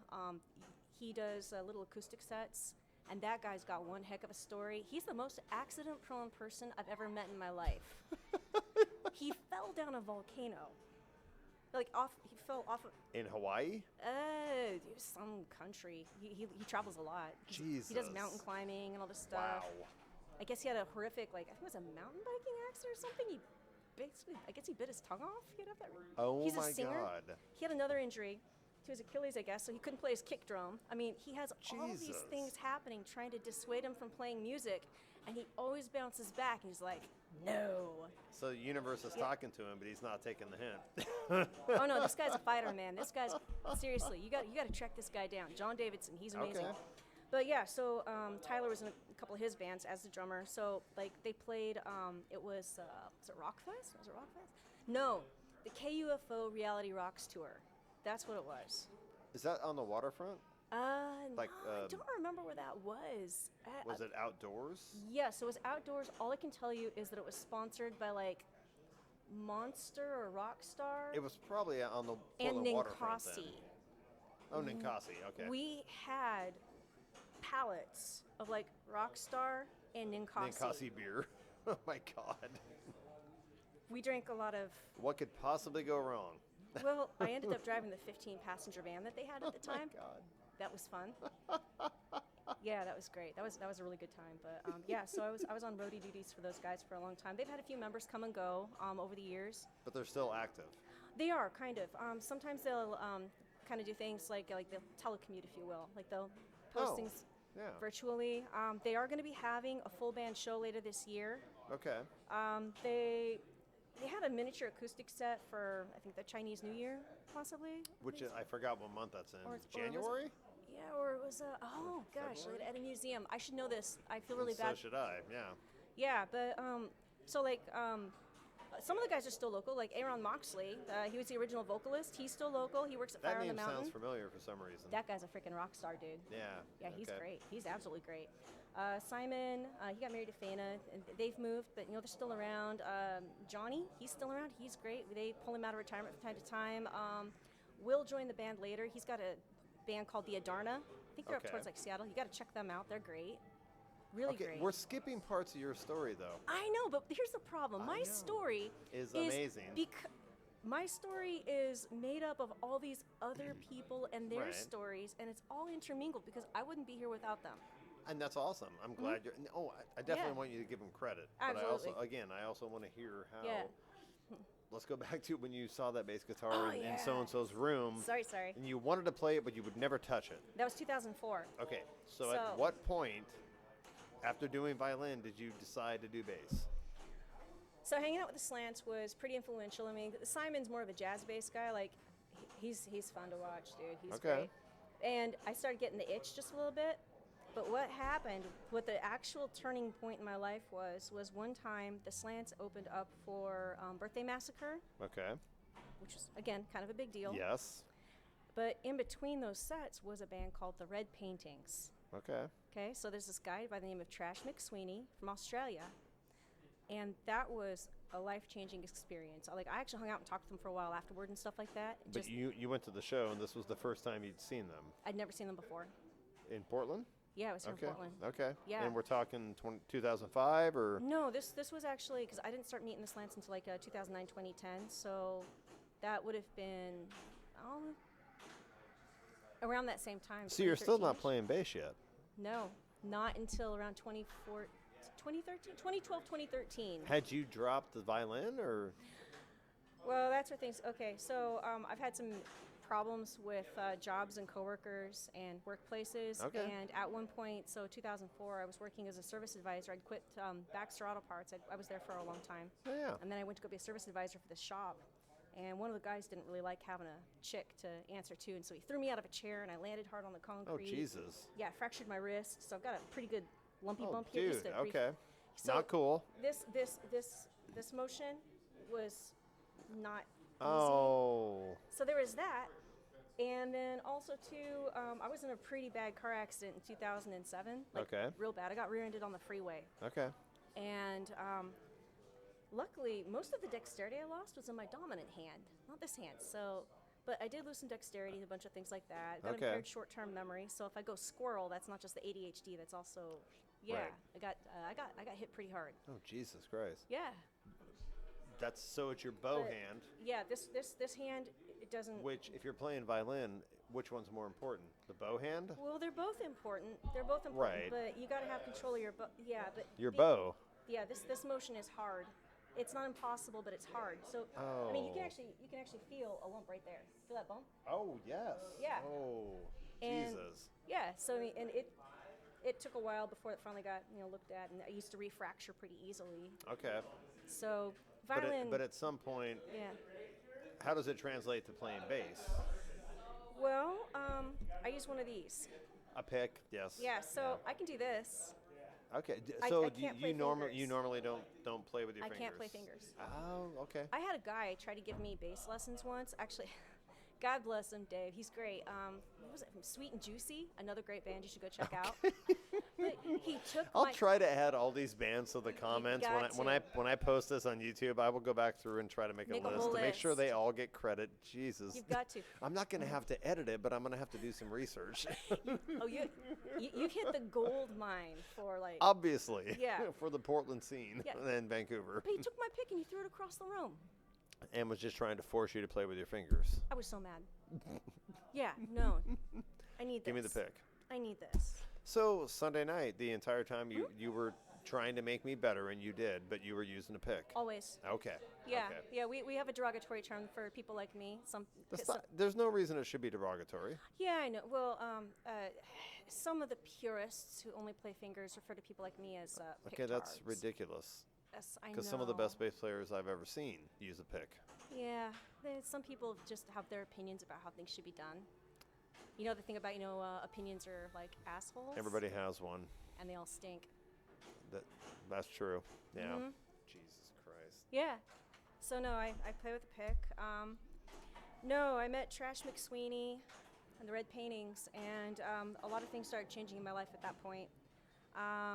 I got out of a crappy relationship that I was in. Okay. I ran off with Eddie. Okay. Yes. I bought a bass guitar. Did Yeah. you know what you were buying? Did you do some research, or how did I you went pick in- your first guitar? So Your first bass guitar. I went down to a guitar center, actually, of all places, and I started again, the confidence thing was kind of a thing. I mean, a full-scale bass, I mean, that's one big mean machine. It is. Oh, It's yeah. heavy. They're heavier than guitars. Well, but they're also quite loud. I mean, you turn that sucker up, you're gonna get noticed. Oh, yeah, I yeah. don't always like getting noticed. You're gonna get noticed, but Oh, that's right, because Guitar Center will let you plug in and test it. oh yeah. So I went down there and I put my hands on everything they had. I put my hands on everything. Okay. Okay. But what felt really nice and comfortable at the time, it was actually an Ibanez SR300, Okay. and so Ibanez is great. This is an Ibanez also, but Ibanez usually for their bass guitars they have a really narrow nut width. A narrow. Nut width. So the Oh, nut. you're talking about that. Yeah. Okay, right. Very narrow compared to like other guitars. Okay. And then also too, they usually tend to have a little bit more of a thin neck, so they got a really nice fast neck. So it's easier to wrap your hand around. Remember these baby hands? Right, My little right, child right. hands, Yes, yeah. yes. So I really have an affinity for Ibanez guitars. I love Ibanez. That's funny because Yeah. I'm not. Again, I just noticed because Steve Vai, he's all Ibanez. Oh, okay. For 6-string guitars, but they literally have a signature Steve Vai Ibanez guitar. He's been with them for like 20 plus years. But I didn't know that they. Of course, they make bass guitars. Are they pretty yeah. well known for their basses? Okay. Stupid question, but that's why I'm asking. So you'll have to put this on your things to research, but that 1979 Ibanez Musician bass that I had, that's actually a pretty iconic guitar. Okay. And it was used by not my guitar that I know of, but, But that particular model was right. used pretty. It was a big deal. It's well known. Oh gosh, it was beautiful. It's mahogany body. It had an ebony fretboard, mother of pearl inlays, but it was so freaking heavy. But it was Okay. so beautiful. Okay. Beautiful, man. Was And- that so? Is that the one you bought from Guitar Center, your first bass? No, I bought that one later. Okay.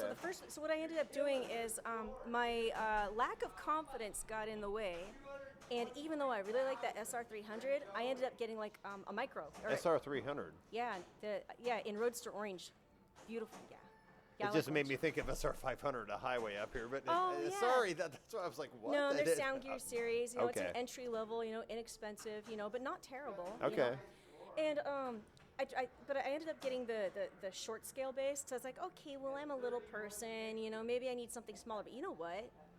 That little bass does not have the same, just like tonal qualities Right. as the full size one. Even though it's like the same model, doesn't even sound anywhere near the same. Okay. It's And- not as full. No. Okay. No, it was just like the depth of sound wasn't there. I think the pickups were different too, and the fretboard, just the neck didn't feel as nice. So I took it back and I was like, nope, I'm getting that SR300. So I did. So the SR300 was my first full-size bass, and I played the crap out of that. So if you go in the that original video of my first punk show, Yeah. I'm playing the SR300. I had a little orange amp. I think it was only like a 30-watt amp or something like that. I mean, it was baby. So, it was not loud enough. How long did you practice after you bought your first bass guitar? Every day, all the time. And then how long was it before you actually had your first gig? You had to play in front of people. Not long. Really? So it just Yeah. you took to it? Oh yeah, it's got 4 strings. I can do 4 strings. I can't do 5 or 6. Oh, a violin has 4 strings. Violin has 4 strings. Now you're seeing the it's all crossover. the connection. But the thing is, the tuning in fourths versus tuning in fifths. That's a thing. You're gonna have to explain that. I still don't get it. Tuning in fourths, Yeah, versus fifths. So the number of frets. well, because there's no frets on a violin, but yeah, G, D, A, E. So G, A, B, C, D. That's 4. Okay. Okay. All right. So and then D to A, D, G, D, A. Are we D. talking about like steps, kind of? The notes in the scale, okay, so 4 notes between strings, okay, that's tuned in fourths. The Oh. notes on a guitar are tuned in fifths. It's So 5 G- notes between so, strings. Yeah. E A. E. That's 5. Yes. And then A to D. It's 5. is 5. Oh, mind blown. Yeah. I'm an idiot. you're Obviously, I not. don't know guitar theory, but I just got what she was saying. Yeah. So the strings literally are tuned in fourths instead of fifths, Mm-hmm. and a guitar is in fifths. Yeah, so yeah, bass So and guitars are in E fifths. to A is 5, and E A to D is 5. Yeah, but Oh, violin okay. is 4. And a bass guitar is 4. 5. Oh, they're 5. Mm-hmm. Oh, so was that hard to deal with, or It took a little bit of learning because like, oh, my scales aren't coming out the same way they used to. you had to readjust your finger position? Well, But you have frets, so that helps. yeah, and also I mean the spacing is way bigger and stuff like that. Yes, too. yes. The same theory applies. You got whole steps and half steps. Okay. But it's also different, and there's a little bit of translation that I had to Okay. work through. Yeah, but the SR300, it just didn't quite hold up the whole punk thing because it wasn't loud enough, it wasn't aggressive enough. Did it need to be a little dirtier? Is that what you're looking for with grunge? No, it just it was a good bass. It's a good bass for an average player, for like your average scene. If you're the guy that's going don don don don, don, in the background of like an average. So band, it's very what's the word? basic. Well, not basic. I was thinking it's where it'll work for different music. Depending on the setup, it depends on what's around you. So again, Okay. because with the guys I was playing with, they turn everything up to 11. So between and then Nice reference. Okay. yeah. So what I did, I still have. Oh, and all of my guitars. I haven't named this one yet, and I haven't named the. Well, you Gretsch just got yet. it. You have time. Think have about time. the name. But they all have weird names. So the SR300 is Larry. Don't ask me why it's Larry, but the SR300 came is to you. Larry. Yes, he's Larry. But I went to Trade Up Music and I found the one you saw. It's another Ibanez. It's an SRX 500. Oh, the one you had Sunday. Yes. Okay. That is my go-to. That SRX 500 is incredible, but it's also known as the Carol K bass. So she was a session artist back in the day, very Okay. famous, okay? But that was her go-to bass. So if you Okay. actually look at the old pamphlets and stuff from Ibanez, you'll see her, as like Okay. the spokesperson, but that was the bass that she played. It makes sense that you brought it to Yeah. open mic. It's the one you're most comfortable with. It's super comfortable. Yeah, it's got that thin, fast neck, and the weight and the balance is good. It doesn't neck dive on me like my Johnson does. So is it a thing with the action on a bass? I set that up myself, so that's a matter of preference. A lot of the punk guys like to set their action up way high. 'Cause, I mean, they're Why? just Why would you do that though? da-da-da-da. Doesn't it make it harder to make the chord shapes or even finger it? I mean, We don't make chord shapes on bass most of the time. You don't. But play it sometimes you some, can. Some you can. Yeah, there's But bass still, chords. but even if you're just pressing down a finger, wouldn't it be easier if it wasn't so high off the fretboard? So the higher it is off the fretboard, the less likely it is that you're going to get things like fret buzz and stuff slapping. It's like this is. Oh, you I can see hear what that? you're saying. Yeah. Got it. So between string tension and string height on this, Yes, you can hear the rattle. that makes sense. Okay. So the higher it is, the less likely it is you're going to have fret buzz. So you have to press down a little bit harder, but it avoids those kind of issues. Well, you got more finger movement. Yeah. Yeah. Yeah. But the way I like to set mine up, so like next time you're out there, grab the SRX from me and give it a feel. Oh, I will totally. Yeah, and I need to adjust a little bit because I gotta seasonally, like I might do the truss rod a little bit and stuff, just because with the temperature changes. Oh, yeah, because Yeah. the body flexes, Everything right? flexes, Yes, yeah. I've already. Yeah, if that's been in my car all day and I bring it into a room, Oh, yeah. within a few minutes I have to keep tuning it. Absolutely. Yes. Yeah, and the SRX actually holds tune pretty well. I'm really happy with that guitar. I love that freaking guitar. But what I do is I set my action down as low as I possibly can without fret buzz. That is I something hate you can fret buzz. adjust on that bass? Of course. The action? Yeah. I can't adjust it on that. I mean, No. why is it different on a bass guitar? So the bridge is completely different. So see how your bridge is glued on? Right. Okay, actually, look at this. There's no moving parts here. No, there's not. So on like my SRX, there's like little screws and Allen. Oh, yeah, but you can actually it's an move- electric bass. I'm sorry. So you can do Yeah. that, and you can do that on an electric guitar, I think. Depending, yeah.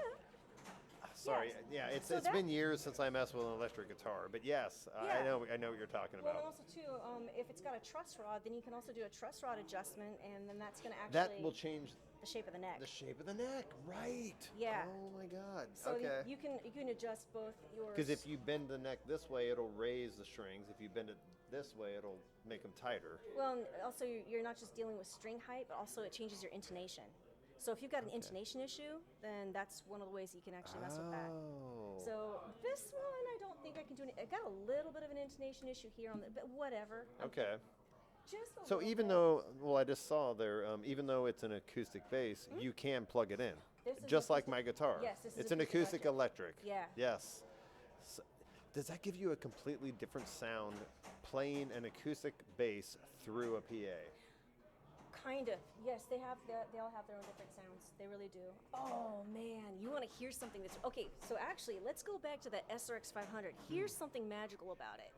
So I went on a deep dive. I told you I hate rounds. Right. I hate round wound Right, strings. right. The strings. Yes. I hate them. Yes. But I mean, for some genres of music, I mean, people like them. I mean, they're good if you're doing pick scrapes and stuff. Oh, okay. Just whatever. But in the ringy, zingy tone, some people like it because it's bright. But then other people, they'll play what's called flats, Okay. which is a perfectly smooth string. So like a lot of your jazz guys, your blues guys. Oh. So it takes the ring and the zing out of it, and they're super It's almost, smooth. it's not a wound string, is that what you're saying? It's Well, not like, it's not wound like that. It's Okay. still wound, but it's flat and smooth like a Okay, snake. okay. It's just like touching a snake, but it's Okay. a string. Yeah. A snake. Here we go on critters again. I know, it keeps coming back. Yeah. Brought to you by Pocket Yes, Frog. by the frog. Pocket Pocket Frog. frog, I It's love Pocket that. Yeah. Yeah, he's doing pretty good. He's hanging out there. People are going to be going to Amazon now and ordering pocket frogs. This is my anti-anxiety frog. He comes with me sometimes. She's having a lot of anxiety I was talking to having me. some anxiety, so I brought I'm Pocket sorry. Frog. You had to pull it I out. like frogs. Let me Oh, have it. Sure. Let me give it a squeeze. Isn't he great? He is awesome, I actually. told you, yeah. Oh, he's very relaxing. He is. You got a See? pocket frog. Very cute. I don't recommend keeping a real frog in your pocket, but I've done that. No, you should not, but you learn. Okay, life skills. Well, With age comes wisdom, sometimes. or at least experience. Yes, experience. If So- you learn from it, it's up to you. That's But- true. Sorry, go ahead. Oh yeah, so I went on a deep dive, and I had About flat- strings. Yes, Okay. I did. So I had flats on Larry for a while, the SR300. Okay. And they sound cool, they got their own little thing, right? But they just weren't quite what I was looking for. They just weren't right. Yeah, so you know what I Okay. found? GHS makes what's called a pressure wound string. Is this something kind of new, or they've been doing it for a while? Kind of niche. Oh, my okay. So there's not a big gosh. demand, but it's pretty cool.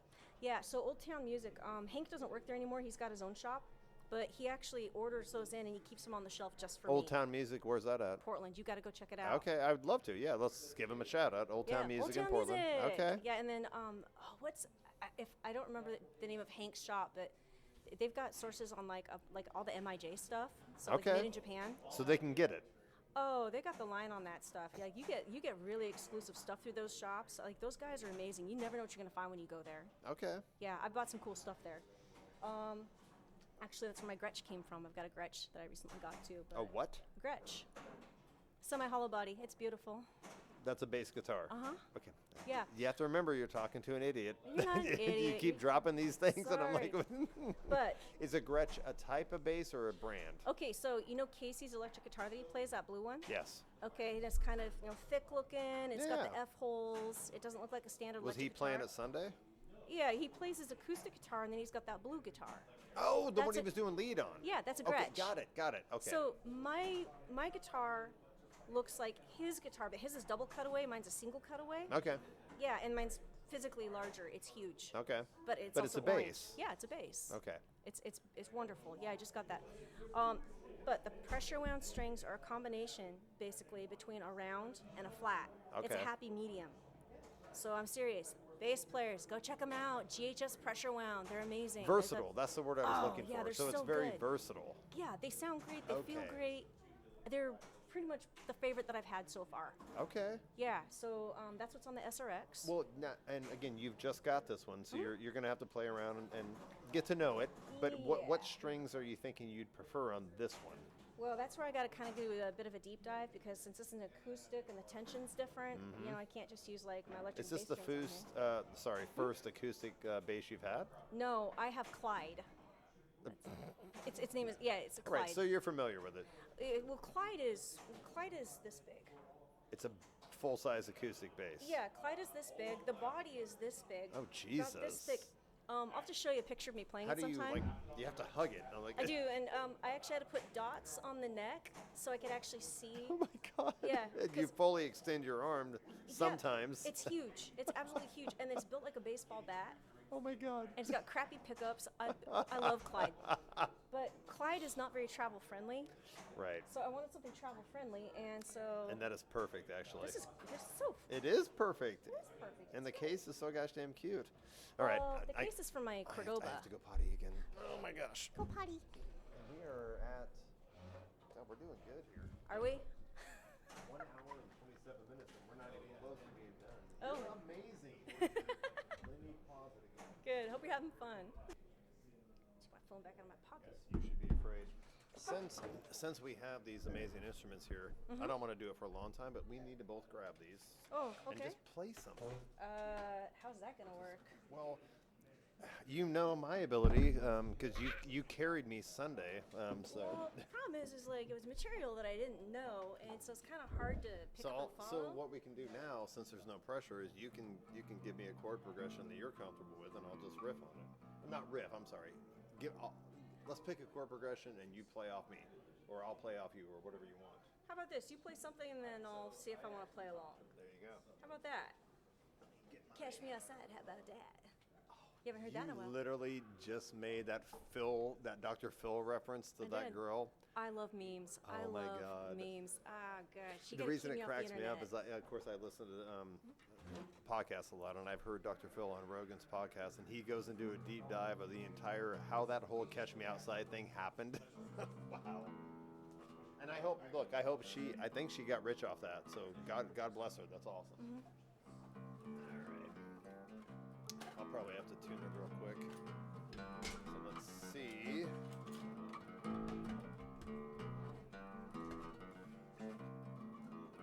Although it sounded pretty good when you were playing it. Yeah. I'm gonna tilt it down a little bit so it'll catch the bass also. That would be the Slants Con Kids. I love butchering their material so much. The Slants Calling Kids. Con Okay. Kids, yes. I used to practice in there. It is running, right? Yes, it is. Okay. Let's make sure we're actually in tune.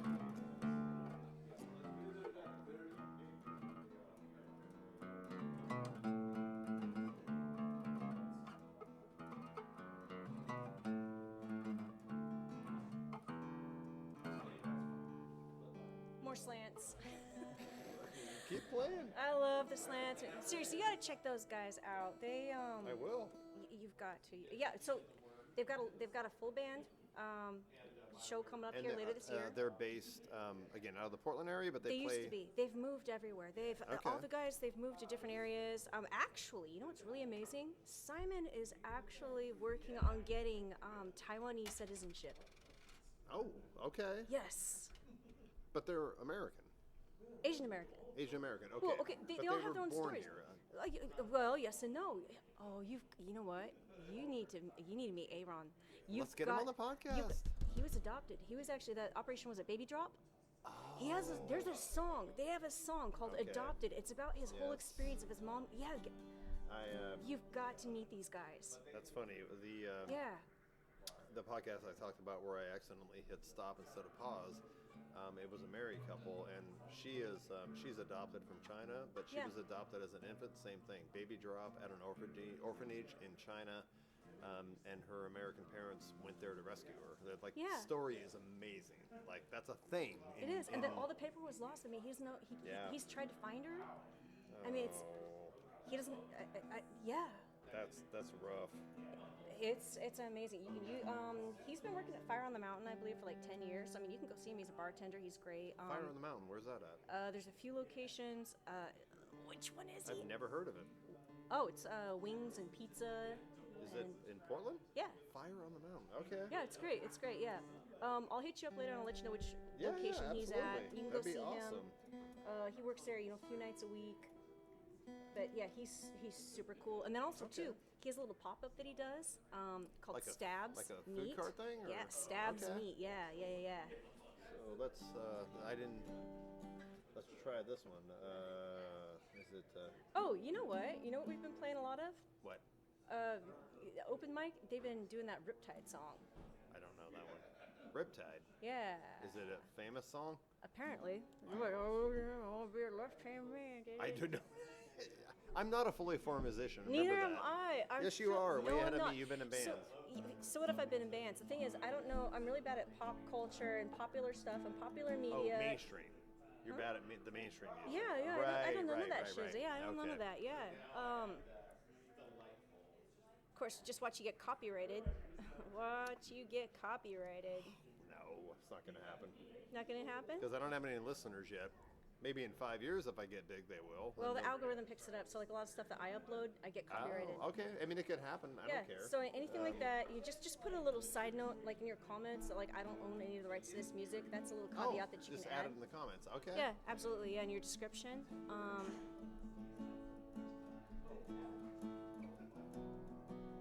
Oh, that's pretty. That's actually really pretty.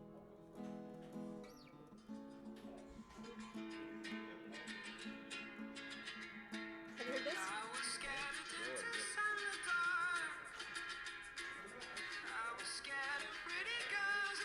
Oh, I have heard that. Yes, I've heard it. I just don't know it, but I've heard Yeah, I it. know. That's the one that everybody's been playing lately. That's actually really cool. It's a great song, but no, what were you playing? That was pretty. So here.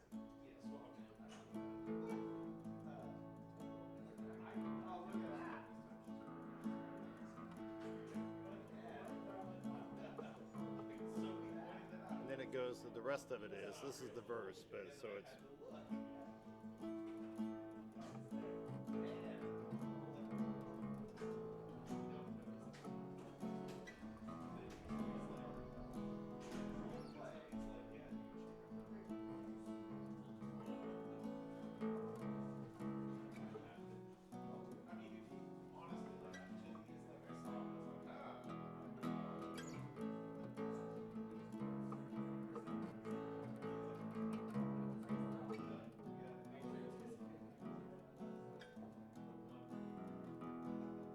And then it goes into the chorus, which is.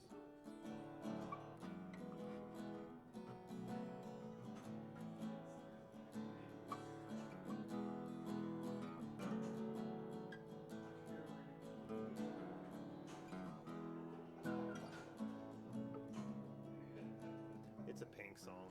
I'm a huge Pink fan. Who? Pink, you never heard of her.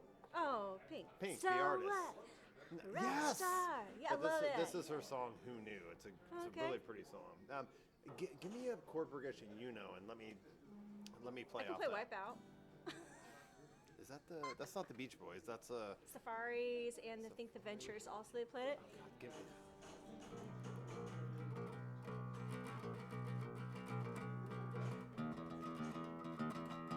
Yes, that's awesome.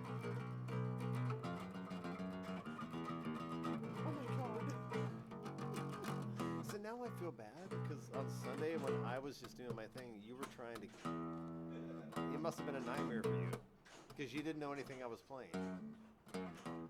That's awesome.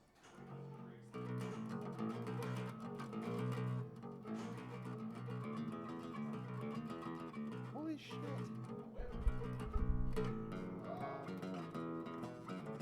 Oh, and it's picking it up good. Oh my god, that's awesome.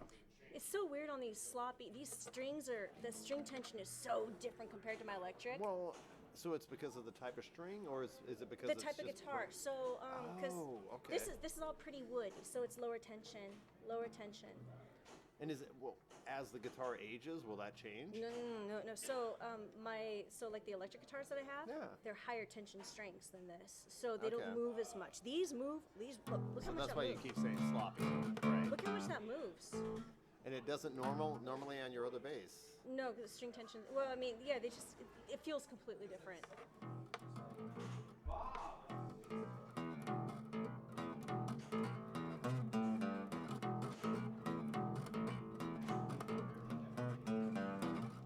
I'm interested. I just noticed this. The Yeah. the sleeve thing doesn't interfere with your playing that you Oh, have over yes. your hand. Oh, so No, I just thought of that because I yeah. just noticed it. it does a little bit. But so, does it also keep your wrist warm? So multi-purpose. Okay, so I became a fan of fingerless gloves back when I was hanging out with Eddie. Okay, I mean, Okay. just like he was at this like Brit punk look. Like he was adorable. Okay, he But is it was adorable. functional. There was a reason There he was is a wearing reason. it. Well, so keeps your hands warm, but I also have my fingers out, so my Right, hands are warm. right. These are actually long ones. These go up to here. So I have the function of a long sleeve shirt without the bulk of a long sleeve shirt. Oh, but it also keeps all the tendons and muscles in your forearm Everything's warm here. nice Yeah. and warm. And then also too, it just makes me feel better. I don't know. It just makes That's me. fine. Well, that's all that matters. Well, if it sometimes like, helps. well, I mean, I'll like wear rings and stuff sometimes, like so I've got something to fidget with. Are you able? So that's a good if there's a deep yeah, dive. see, look, Are you fidgety. able to wear any kind of jewelry and still play, or do you have to not have anything on your fingers? I have played, but I prefer not to. And the other thing too is like I got to keep my nails super short on this side. Oh. So I have one of my little deep dive interests. Like I was doing my nails for a while. Like I was totally doing the whole like what do you call it? Like gel? Were you doing gel? Yeah, whatever it is. Poly. Oh yeah. Yeah, I was doing poly. Yeah. So I was doing that for a hot minute. Like I had some killer crazy nails for a hot minute. But you But can't actually, play longer bass like- than the end of your finger. They were so non-functional. I was gonna Oh say, how do my you play? gosh. No, it's not even playing. I wear contacts. You can't take your contacts out. No, so I have to keep these ones. Just scratch your eyeball. Yeah, yeah. So I'm all about function over fashion, but I mean, okay, I do some fashion. I clean up okay. You look great now. Stop it. But This is my DoorDash look. it's working. Yeah, I But dig do it. you? So the difference between playing a regular guitar and a bass. Mm-hmm. Are you mainly? You're not doing chord shapes, so are you No. able to almost just kind of press down? Yeah, Flat so- finger almost. Yeah, Kind of a. You're hitting one Well, string okay, at a here. time. Okay, here. Okay, you can touch my fingertips. See where my calluses are at? No. See where my calluses are at? No, up here. They're right on your fingertip. Yeah, Which see? is where they would be on a guitar. Right, but I'm So not you're making. still, Yeah, you're still but it's- pressing down with the fingertip. Yeah, I'm not doing bar chords. I'm not mushing down multiple You're still being strings. precise, It's more like even violin. though it's only one string at a time. Yeah, violin's one Okay. string. Yeah. But well, you're still being very precise about it. Yeah, within the fret, yes. Right. Oh my gosh. Yeah. Okay. Oh yeah, do that. Keep doing it. I want to hear this. This is fucking cool.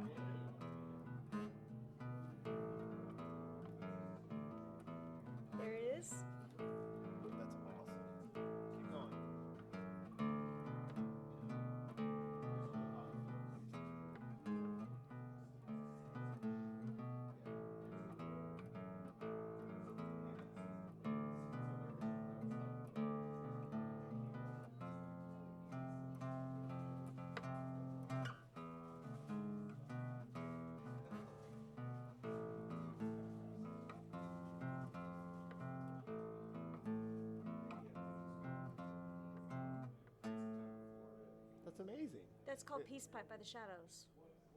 And That's the bass line. Yeah. The Shadows. The Shadows. I don't know Old that band. band. Okay. Yeah, old That's band. amazing. That was part of our surf rock set. But it's just so we got to go back here a little bit. We're gonna go back. Yes. So the reason why that one big acoustic bass I have is named Clyde. Okay. Okay.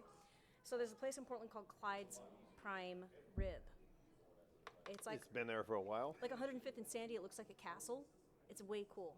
So God, there's like I probably have driven by it. I'm sure you Because have. I've been up and down Sandy a lot, but yeah. So one side is like fancy dining. The other side is a bar. okay. And there's this guy by the name of Steve Bradley who's in the Oregon Music Hall of Fame, and Okay. he used to host Guitar Night there with Jim Meese, who was very, very famous with Oregon's like the blues festival. He was a local yeah. blues guy. Yeah. Okay. Unfortunately, we lost Jim. He passed away. And then Guitar Night went bye-bye after COVID because a lot of the guys that showed up here, they're all olds. Like they were all olds. So Right. just like but we used to actually go hang out and play with Steve and Jim for Guitar Night. So Holy shit. Again, I feel like we have, that was awesome. I'm glad we captured that. thank you. Put it down, please, because we have to get back in your story. We are skipping so many parts of your story. Well, yeah, everything kind of goes in a circle with me. I Well, can't it do kind of anything does, linearly, but I try. Okay, I'm getting closer. See, I moved my chair without you telling me this time. okay. But 2004, 2005, yes, Get the Frog Out. You're first introduced to bass, but there are so many steps here I'm missing. As like, you did self-taught. You were Yes. just hours in your bedroom learning to play bass. Yeah, well, so it's kind of easy. Don't say that. No, The purists are going to punch you in the face. They are going to punch me in the face. But at the same time, too, so here's the thing. So, I mean, like, I don't think do a it. lot of No, I don't, walks and I and don't stuff. think it's easy. But Well, it's not. Okay, so, like, jazz bass is hard, and, like, a lot of the walks and stuff. Okay, so, Casey. yeah, Okay, so his band Drifter, have you seen them play yet? I have not. But I do know Tyler because Tyler Renfro, yeah. the first two times I went to do open mic there, Tyler was there. Yeah. And the same thing happened. That's why I asked you to come up because Tyler and him would play. Yeah. So Tyler, but then I think I saw them switch. So Casey can also play bass. Yes, I he's. swear they switched, and He was Tyler can playing play guitar. my bass. My bass is a whore. Anybody can play it. So yes, you want to play? I'm serious. That bass. But is Tyler and Casey can play bass or guitar. Oh yeah, yeah. Because I think they switched one of the nights I was there. They had a project that they used to. They were telling us about a project that they would all get up and like change, and everybody would change positions and Okay. stuff. Yeah, it was pretty cool. Is it? So is it? But here's the thing about Tyler. What I was going to tell you is, so his playing style is, you'll When hear he's playing bass, he does a lot of walks. So explain a walk. I don't know what that means. Well, instead of just like playing notes, the okay. Dun. Yeah, absolutely for demonstration purposes, do So it. instead of like,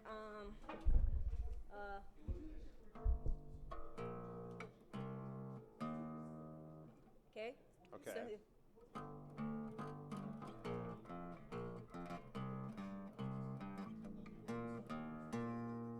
So is that? that's a walk. So walking bass line, it moves. There's a lot more movement. Oh, as opposed to Just the single pure notes. the natural. I'm sorry. Yeah. The majority of the music you hear on the radio, it's very simple. Well, I mean, it depends on the style of music. Top 40 stuff. Yeah. It's just a. So yeah, if you sit down and listen to Tyler, yeah. Yeah, exactly.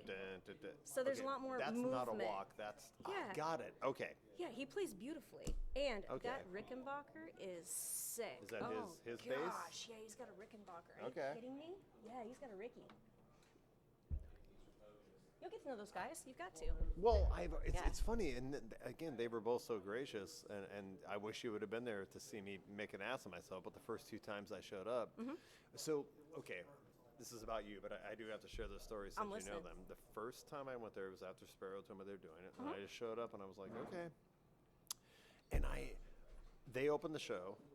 Casey and Tyler were both there. And they played some songs, and I was like, okay, so that guy plays bass, and Casey obviously plays guitar. So by the time my turn to go up was, I literally was like, I was sitting up there on my stool, Yeah. Because I haven't got comfortable playing guitar standing up, so I have to have a stool. Because that's a different skill. I'm not there yet. Well, you can tilt it up a little bit if that helps, but yeah. I'm learning. I just Yeah. need to practice it. But I was like, I grabbed my stool, I got right in front of the mic, and then I literally looked down at Tyler. He was sitting in a table right in front, and I go, "You play bass, right?" And he was like, "Yeah." I go, "You want to help me out?" Like, and I literally used that same line. I go, "Lord knows I need a rhythm section." And he was like, "Yeah." He joined me. He's good. And then Casey was like, "You want some backup guitar?" I'm like, "Yes, Yes. please, guys. I need Yes. help. Get up here." So that's how that started. Yeah. And that's why I asked you to play with me, because I'm like, but yeah, Tyler was so nice and so gracious, and I would sit there and I kind of did it with you, where I would like, because they don't know songs I'm playing, so I'm like, I would turn toward Tyler and say, so he could see the chords. It's very simple, basic, and then I would turn to Casey and this is the chords, and I would just keep extending the bridge so that Casey could riff off it. And it was amazing. Those guys are great, man. They're seasoned, they're tight. And they're just, again, they're just so like kind. Did you know that they have an EP release coming out here pretty quick? Did you know about this? Is this part of the Drifters project? Yes, for Drifter. Yes, Drifter's got an EP No, release. I did not know. Oh, this is a big deal. So they've been in the studio. Oh, this is a They've big been in the studio deal. recording. Yes. Okay. So it's going to be coming out next couple of months here. Okay. But you need to get on them about this. You really do. It's going to be pretty cool. I think there's at least 5 songs that they're going to be releasing. How do they know each other? Because Tyler's younger than Casey. Tyler is Casey's best friend. They're like best friends. Right, but he's a lot younger, isn't he? I'm just guessing. I don't know how old Tyler is. Looks like he's in his 20s still. Possibly. I don't know. Okay, and Why I'm don't not you ask Casey. him? You look super young too. Sorry, man. Casey's if you ever watch 35. this. How old? Casey, he's 35. Okay, that's what I was Yeah. thinking. But I think Tyler is still in his 20s. He might be. I don't know. He looks like he is. Yeah, he's dull. He's great. Yeah, he's really, really, really, really good. Well, okay, so the progressive grunge project I'm in with little dude Bryce Yes. Schramm. Yeah. So the Helpers. Bryce just turned 26, and Tobias Tubbs, we call him Tubbs, he just turned 23. Oh, wow. My Duoma's a baby. And that was the one that you met at the gas station. Yep. The one. They're in their early 20s. They're in there. Yeah, Oh my I'm hanging gosh. out with these Gen Z boys. I love them so much. I love them. I mean, I yeah, guess they're great. you're broadening your horizons, right? No, they're great. They're so good. Well, okay, so yeah, and then the other band, so Albie. Remember, I told you I reconnected with my friends from You high have school. told me so many band names. I'm gonna have to go back and listen. But Okay, you're gonna be looking out for No Worries with a Z. Now they were a pre-existing project. They Okay. toured for like 10 years or something. They have had a couple of members who've come and gone, and then the pandemic kind of really messed a bunch of things up. And I guess Okay. I think as it did for a lot of musicians. yeah, and then Eric's job changed, I guess, and then I think the other bass player, somebody had a baby, I think. I don't remember. I wasn't there for that. What I can tell you is, you know the ukulele version of Somewhere Over the Rainbow? Yes, I've heard it. Yeah, that's Israel Kama. I forgot how to pronounce his name, but yes, Okay. he's Our uke Hawaiian. player, Eric, I guess is that guy's nephew. Wow, He does things on a uke that you will not believe. that's funny because back when I was doing my DJ career, Yeah. I got the video for that, and Yeah. I would play that all the time. I love that song. Well, you got to I love that version of it. You got to see this. And then so Albie, he's the percussionist and vocals. And then I'm their dorky bass player. You're their amazing bass player. That's the Well, word you were looking for once again. I'm having it's a completely different playing style. So again, I'm having to kind of expand a little bit. Albie's gonna be happy with me no matter what. He'll be happy with me no matter what. By I the want way, to keep I'm Eric also. happy. He's That's so why good. I've been in therapy for 9 years. I'm Oh. also very self-deprecating, and I Okay. don't like compliments. So I understand what you're doing, You but get I'm it. but I'm going to keep complimenting you. No. Immersion therapy. You'll get used to you. it. So but here's the thing. So no worries. They're looking at touring no later than July, and then they've already got like a house party booked and stuff too. I think in Okay. April. But Albie's band, well, Albie and Eric. So no worries with a Z. Yes. They play in Hawaii a lot. So Albie told me straight up, you better get used to flying. You better get used to the idea of flying to Hawaii a lot. Yes. I hate flying. I'm terrified of flying. But that's also the other reason why I was thinking about like a little baby bass. That is portable. Seriously. Yeah, but 'cause- it's also an electric, so you can plug it in. Well, he wants me to get a uke bass, but I just can't with those stupid big A fat- ukulele bass? Yeah, they got those rubber strings. I just can't with those big rubber strings. They're boomy, but Oh. I just can't. Does a ukulele also have 4 strings? Yes. Okay. Okay. Yes. But yeah, so you're gonna be seeing me playing some like it's not really like true reggae. It's not true island. It's got like this twist, and then Okay. we might actually incorporate some of the surf rock and stuff that I do. Like we've been doing an island version of Wipeout that's like off the hook, off the hook. I bet that would be man. amazing. It's so good. Yeah. So when we start actually actively touring and stuff, I'll let you know, and then you can come check that out. Yes, of But course. yeah, that's gonna be cool. Because you'll be touring around the area, I'm assuming. Oh yeah, we're gonna be touring around the area. Oregon, Washington. Well, and then also too, they want to do trips to like like I'm San Diego. probably and not things going to like be able that, to too. afford to go to Hawaii to see you, but Or, I you will know, check out local California. venues. Yeah, we do local venues. Yeah, so that's gonna be happening. Like they were booking a lot of shows before, and like Albie's always like, dude, I got all these venues trying to get us to book. Like I keep on asking us when are we gonna start playing, because they were kind of a big deal back in the day. So right now it's trying to get me up to speed because these guys are pro level, and I'm just Give me like, the frog. oh, Frog. Yes. Hello, Frog. Isn't he great? It's so cute. I know. Puppy Grab Frog. it, squeeze it. You So know, now, again, I we got him are. at Fred Meyer. He's amazing. We are still skipping parts of your story. We are. So, because, okay, maybe this might help. Okay. Let me give you my backstory about how I learned to play guitar I'm or listening. whatever. I wasn't worried about it. I knew you are. You're an amazing guest. Because I'm older than you. Shut up! Stop laughing at me. I think we determined this. I think that you might have a couple years on me. Just one or two. 1 or 2? How old are you? Yeah, I'm 50. I'll be 53 soon. Okay. Yes. Okay. I graduated in 1990. I am 45. You look According 35, so it's to fine. the birth, The birth documents certificate you that can't I don't find. have. No, I Yes. don't have. I know. It I know. doesn't We covered that. exist. Yeah. But I yeah. went to college in Western Oregon University in Monmouth, outside of Salem, Okay. and I didn't plan it. I didn't know anybody that went there, so I got teamed up in my freshman year dorm with this guy named Jason Moore. Jason. He is a guitar virtuoso. He's been in so many bands. Jilt. Have you ever heard of the band Jilt? It's a cover band. Possibly. I'm bad with names. Really bad. Jilt. Yeah. But he also has been teaching guitar for years. He is as good as Steve Vai, maybe better, like Eddie Van Halen. Like, Yeah. But so he went to Lake Ridge High School. I went to Canby. We ended up being roommates freshman year of college, same age. So I lived with him for 9 months, and he was like, he taught me electric guitar. Did he really? So for 9 months, because he's electric guitar, he can obviously play acoustic, but mainly electric. So for 9 months, as an 18, 19-year-old kid, I lived with him in the dorm.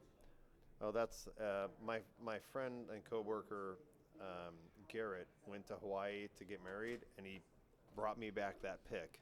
That's It's supposed to give you the island sound on your guitar. Sorry, I was distracted. So That's I don't amazing. know. Yeah, ew, Yeah. ew, a squirrel. Squirrel. So- Yeah. I didn't take my lion's mane today.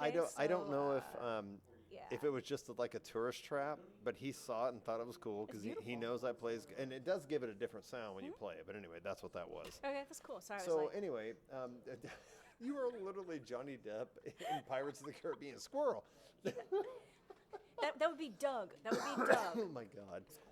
So I spent 9 months learning electric guitar, and I actually by the end of 9 months I got pretty good. But I was learning rock songs from Sure. the 80s and 90s. You know, I learned how to play Crazy Train and Motley Crue's "Kickstart My Heart" and all that Sure. stuff.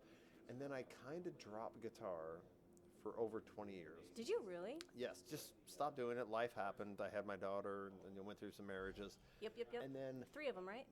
yes, thank you for remembering. I was paying attention.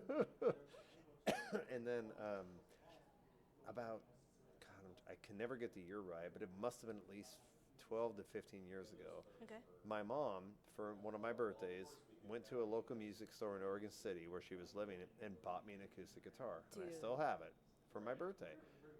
And I was like, because she knew I had this passion. And I was like, that's awesome. But I literally put it in the closet for whatever that would have been. And I didn't mess with it until the pandemic happened. So March 2020, the pandemic hit. Yes. We had a lot of time at home. And I was like, you know what? We have YouTube now. I knew the basic 4 chords, and I also, with technology, like any song you want to learn, you can just type in a YouTube video, and somebody will show you the chords. They will, yes. So I spent the first year of the pandemic, just at home learning. I was like, I'm just gonna fucking do this, and it's my mom's guitar, or my guitar, but she bought it for me. So I just practiced, and it took me 3 years to get to the point where I could actually play something that you would recognize, but I kept practicing. And my first song, which it was so funny, you recognized it Sunday. Casey didn't understand. Casey thought I was riffing and making fun of him when I played Let Her Cry.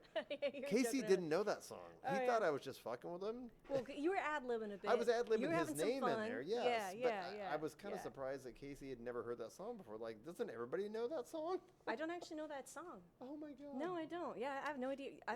It's so all I know, funny. you made it up. But that was the first one I learned to play, because it's only 3 chords, essentially. Okay.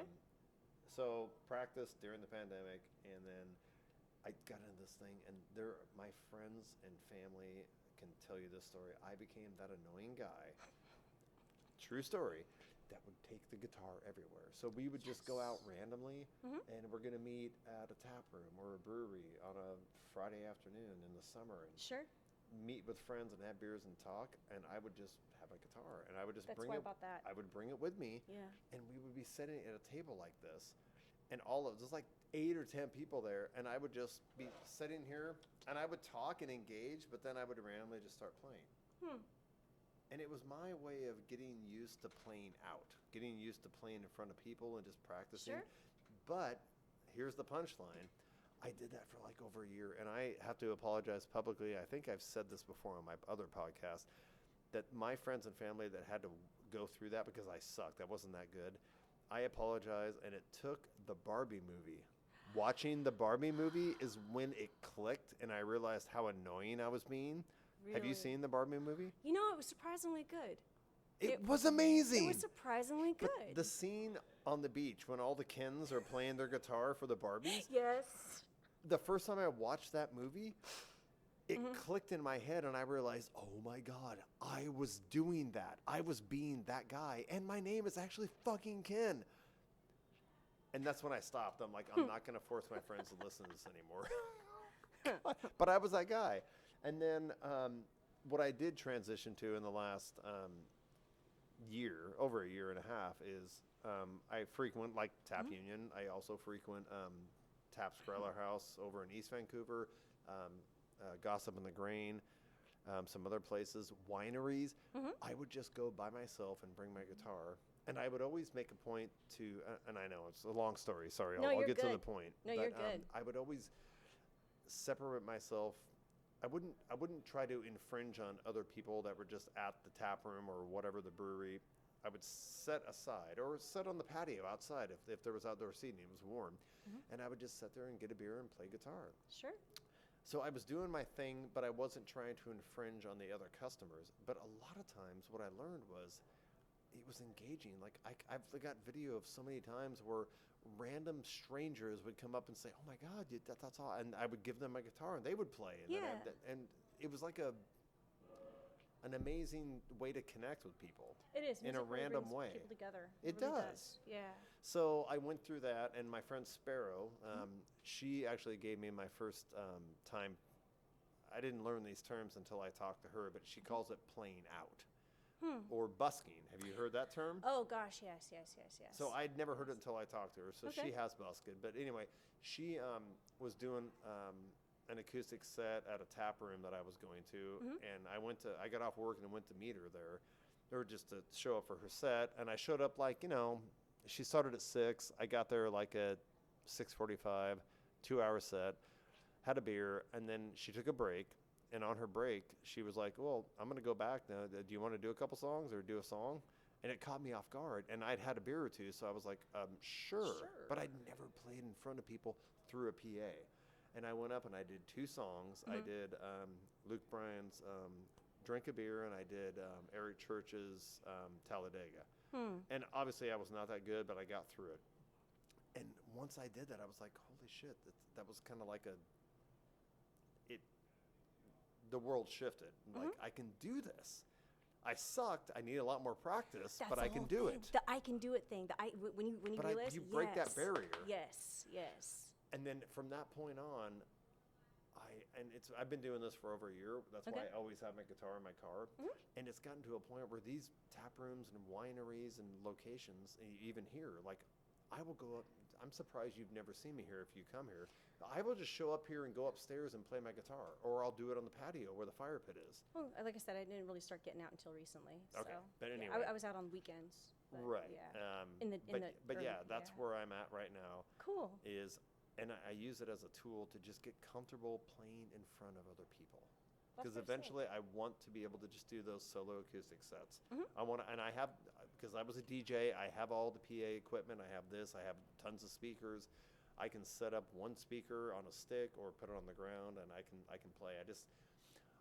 What I've also learned, and you'll appreciate this because you've been in bands, you need to practice. You can't just because you sit in your bedroom and you play a bunch of songs. You need to rehearse what it's like to actually be at a venue and have to perform for 2 hours. You have to practice. Yeah. You can't just assume because I play in my bedroom and I know 20 songs. The endurance it takes Oh yeah. to be on point when you have an audience, it matters. It's different. You actually have to be able to go from one song to another, a little bit of banter in between, but it can get exhausting. It can. Right. Yeah. Okay, so let's go to that. If you're doing a 2-3 hour set playing bass, I mean, you get a break every hour or so, usually. Well, we never really played that long, but Even if you're playing Yeah. 2 hours, I mean, you take Yeah. a break halfway through, but just even your hands get tired, and I'm assuming you learn. I've met a lot of guitar players that have given me advice, and one of the things that he told me was, or one guy told me was, don't try to kill the neck. Stop. Just don't get rid of the death grip. The better you get, you shouldn't have to press down so hard. Precisely. Is that a thing? It is a thing. Okay, so here's something you can equate this to. Okay, so remember I told you I was on the track team? Okay. Yeah. See, I was a runner, And okay. I played sports and I actually did track, so I might Yeah. be able to relate to this. Okay, you're gonna appreciate this. So like with the long distance running, because I was doing both short distance and long distance, you want to pretend that you're holding tortilla chips, So you don't clench too much. so you don't clench. Because that It'll saps exhaust your you. energy. It It saps does. your And- energy when you're trying and to you're be able to tight. run. Yeah. So same thing. You want to use just enough strength, but you don't want to be. Yeah, you don't want to be choking. It's that not thing a to death grip. No death grip. No death grip. You want to don't be wear able yourself to out. make the chord shape, but you don't have to kill it. You don't have to kill it. Oh my God. Yeah. Why? And does that kind of translate to playing bass? Because especially on a full electric bass, the strings are thicker than that. Actually, Aren't they? No, they're about the same. Seriously, they look thicker. They look thicker, but no. Like I said, next open mic, grab that SRX from me. Get Yeah. your hands on that. Yeah, I You're- will. Okay. Trust me on this. But so the way I've got the SRX set up is so easy to play. I like it. The Okay. action is so. This one is a little bit higher. I mean, like I said, this is floppy sloppy. Here, you can play. No, with it. but I was thinking, Yeah. literally just looking at the strings of a true full size electric bass. Well, the which this is not, but yeah. aren't the strings a little thicker, or is this the same? The diameters are about the same. Oh, okay. Yeah, they're about the same diameter. but Maybe it's yeah. it's the comparison of a smaller body to the strings. Maybe that's why it's throwing me off. Did you notice this is actually smaller than your guitar?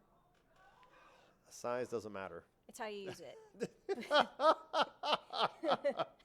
It's not. But it is. The It bass is- I yeah. don't know. No, it's my actually- neck is longer, but the body of the guitar is mine. They're pretty similar actually, Pretty similar. especially since I have a cutaway. You're still gonna get a little more resonance and stuff out of yours. I mean, than this one. This one's actually pretty good. I'm pretty happy with this. It sounded great. It's not bad. Sounds really good plugged in too. You want to touch it, don't I you? should. Well, I did. What I was thinking was, actually, as soon as I walked in and saw that you brought that, I was like, I should have just brought my one speaker because I could plug it into this. And Well, I actually called Tap Union about that, and they don't want us playing through amps because it has to do with like some licensing and things yeah, like it's that. ASCAP and BMI. Yes, So, yeah, you can't do that. You can bring the guitar. I got permission to bring the guitar because I Yes. asked first. Did you I also call? did. That is so cute I that we both did. I We both called. called Chris and asked Yes, permission. I Cheers. did. Cheers, Oh my Dean. gosh, that Cheers is to so permission. fun. Consent is everything. No, I just like to give people a heads up when I'm going to annoy them. Yeah. So I got the go ahead to bring a guitar, but no amp. That is so funny because I never thought about that, but it's a real thing. Because I would just come in with it in my pack, and I would either go on the patio if it was summer, or and again, I don't want to annoy anybody, but I would usually go upstairs and sit on the couch. Yeah.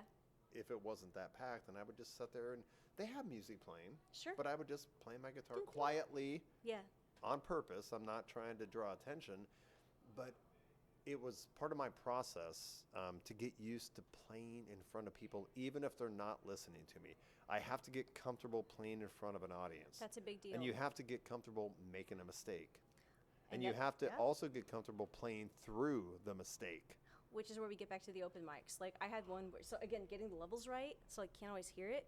There was one open mic a couple of weeks ago, I want to say, at Penalties. And just like the levels were so bad, I didn't do a sound check, and I had this crappy little practice amp with me and stuff. And just like dropped off, couldn't hear it. I'm like, sorry guys, can't hear it. So I just started singing the bass line instead. So that's the thing Like, pick too, it up and again. you heard this happen to me Sunday. Yeah. Going back to my years as a DJ and also doing karaoke, you wouldn't know this from Sunday, but I can actually sing. But there is some, like, if I go out and do karaoke right now, look, I'm not saying I'm on American Idol, but I can carry a tune and sound good. What are you doing tomorrow? I, No, what are you doing tomorrow? Seriously, what are you doing tomorrow? Tomorrow evening? I'm doing another podcast actually. When? 6 p.m. Okay, what are you doing after that?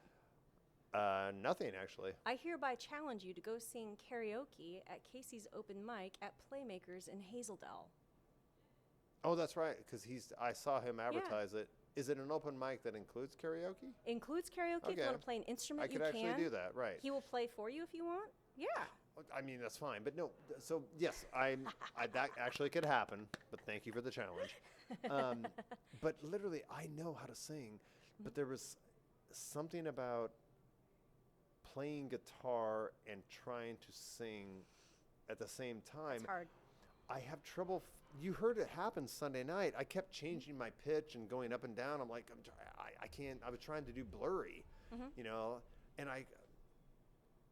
if I didn't have the guitar, I could have actually done it. I don't know why that makes a difference, but and it's practice. I know. I just have to keep practicing. It's a coordination thing, really, because I mean, you've got your hands doing all these things right here, but then you're also trying So to. I think is that what it is? Is that my mind is so worried about being able to play the chords right that it can't focus on the audio. The voice, I you're mean. multitasking, yeah. Whereas normally, look, I just went out a couple months ago and killed Margaritaville, and I killed Matchbox 23 AM. I Nice. sound great if I'm just doing karaoke, Okay. but I need to get used to playing guitar and singing, and it's also a rhythm thing. I've learned the whole thing of it takes so much time to be able to, and I think you referred to this a little bit ago. You have to play the guitar and don't let the guitar play you when you're singing and playing at the same time. You have to be in charge. Because when I first started trying to sing and play at the same time, I would be scared. I'm like staring at my chord hand and trying to find the transitions, where I learned if you don't look at your fret hand, look away, literally don't look at it, and feel the music, feel the transition. I do a little bit of both. Yeah. And focus on the lyrics and the melody and make the guitar follow you. Don't follow the guitar. And I know it sounds stupid because I'm the one playing the guitar. No, it doesn't sound stupid. No, so like the Cordoba, the case, this is for a 6-string. Okay, I have a Spanish. It is a little bit wider than it looked like it needed to be, but Yeah, so this is actually for I bought a 6-string. It's a little baby Spanish classical guitar, okay. and I cannot play guitar. That little riff I was playing, the guitar is teaching me. That's actually something from the guitar. I don't. Okay. Yes. So in that way, it's Sometimes healthy. The guitar can play you. It really can. It can. It'll teach you things. It yeah. can. But Yeah, if I'm but- trying to sing and play, I guess what I was trying to say was, and there was a point where I was afraid. Oh yeah. I would have anxiety, Yeah. because I'm worried about, am I changing chords at the right line in the song? And at some point, and it's only happened in the last 6 or 8 months, I was like, no, I'm your fucking boss. Yeah. I'm gonna sing the song the way I know it's supposed to sound, and you're gonna obey me. I mean, I know that's Control like issues a much? Just fucking kidding. toxic masculinity shit. I'm sorry, that's not what I was trying to say. It's okay. We'll give you a pass. We'll give you a pass. We're back to choking it again, aren't you? No, I'm not. I'm very gentle. Oh. But again, it is. I guess I'm just taking control of it and like. Sure. Sorry, that was an angry way to say it. Trust the melody. Yes. How about that? I can make this better. Okay. Trust the melody of the song. And believe me, I know how to sing them better than I know how to play them. Mm-hmm. So just let the chords, let the guitar playing follow the melody and the vocals. Or for years, I was doing it the other way around. Gotcha. Does that make sense? Yeah, it does. You still don't like me? Okay. Whatever. I'm kidding. You're still judging me. I am not judging you. Trust me, if I was judging you, you'd probably know. I'd be making like one of these faces. I know. I'm kidding. Yeah. No, So, okay, you're cool. we, again, keep going back to this because, Is this the weirdest podcast you've done no, so far? it's the best ever. Oh my gosh. I'm going to get so many views on this. You're like, hey, check out this like crazy. Dude, we're over 2 hours. This ADHD is fucking amazing. Thank God there's not going to be thank God there's not going to be an audio buzz through it like there was the other one Oh, because thank we God, actually did yeah. a test. But okay, let's get back to this. Back to. There is a big gap here from when you decide to buy your first bass to and spend a lot of time in your room practicing. Oh, How do you end up playing in a band? Well, Because that just doesn't. I mean, It maybe did. for you, does Yeah, it just happen? yeah. Well, I mean, when you're actually living with a guy who has had multiple bands, you're gonna end Okay, up, so that's yeah. the missing piece. Jesus, it took 2 hours and 12 minutes to get to it. Eddie. Okay. Yes, it's all about God. Eddie. Yes, yeah, no, So no, so yeah. you already knew Yeah. people. Okay, Yeah. got it. Yeah, so yeah, he like I said, Eddie introduced me to the local punk scene, right? Right. And so I got to meet like all of his friends and all these great people, and it wasn't just him. It's like, Total Slime Ball and like Taint Misbehavin' was a big deal. They were great. Like they Okay. used to. There may or may not still be video of the whole "fuck that chair." Yeah, fuck that. Is yeah. that a song or an album? No, they wrecked a chair at the Red Room. It was like, yeah. They used to Okay. play there a lot. Yeah, and then like all of their friends, so like Meg Constance, she's Peg Leg. We used to call her Peg Leg. Yeah, she was in the band. Was it Life Well Wasted or no? There were so many good bands. We've lost. I mean, oh man, we've lost some good people too. We really have. But you have been in this music scene your Yeah. entire adult life, and it's been in the Portland, Vancouver area. Yeah, pretty much. Yeah. Yeah. I don't know. If you open yourself up to experiences, then you'll experience things. And Yeah. you don't get to experience a lot by saying no. Right.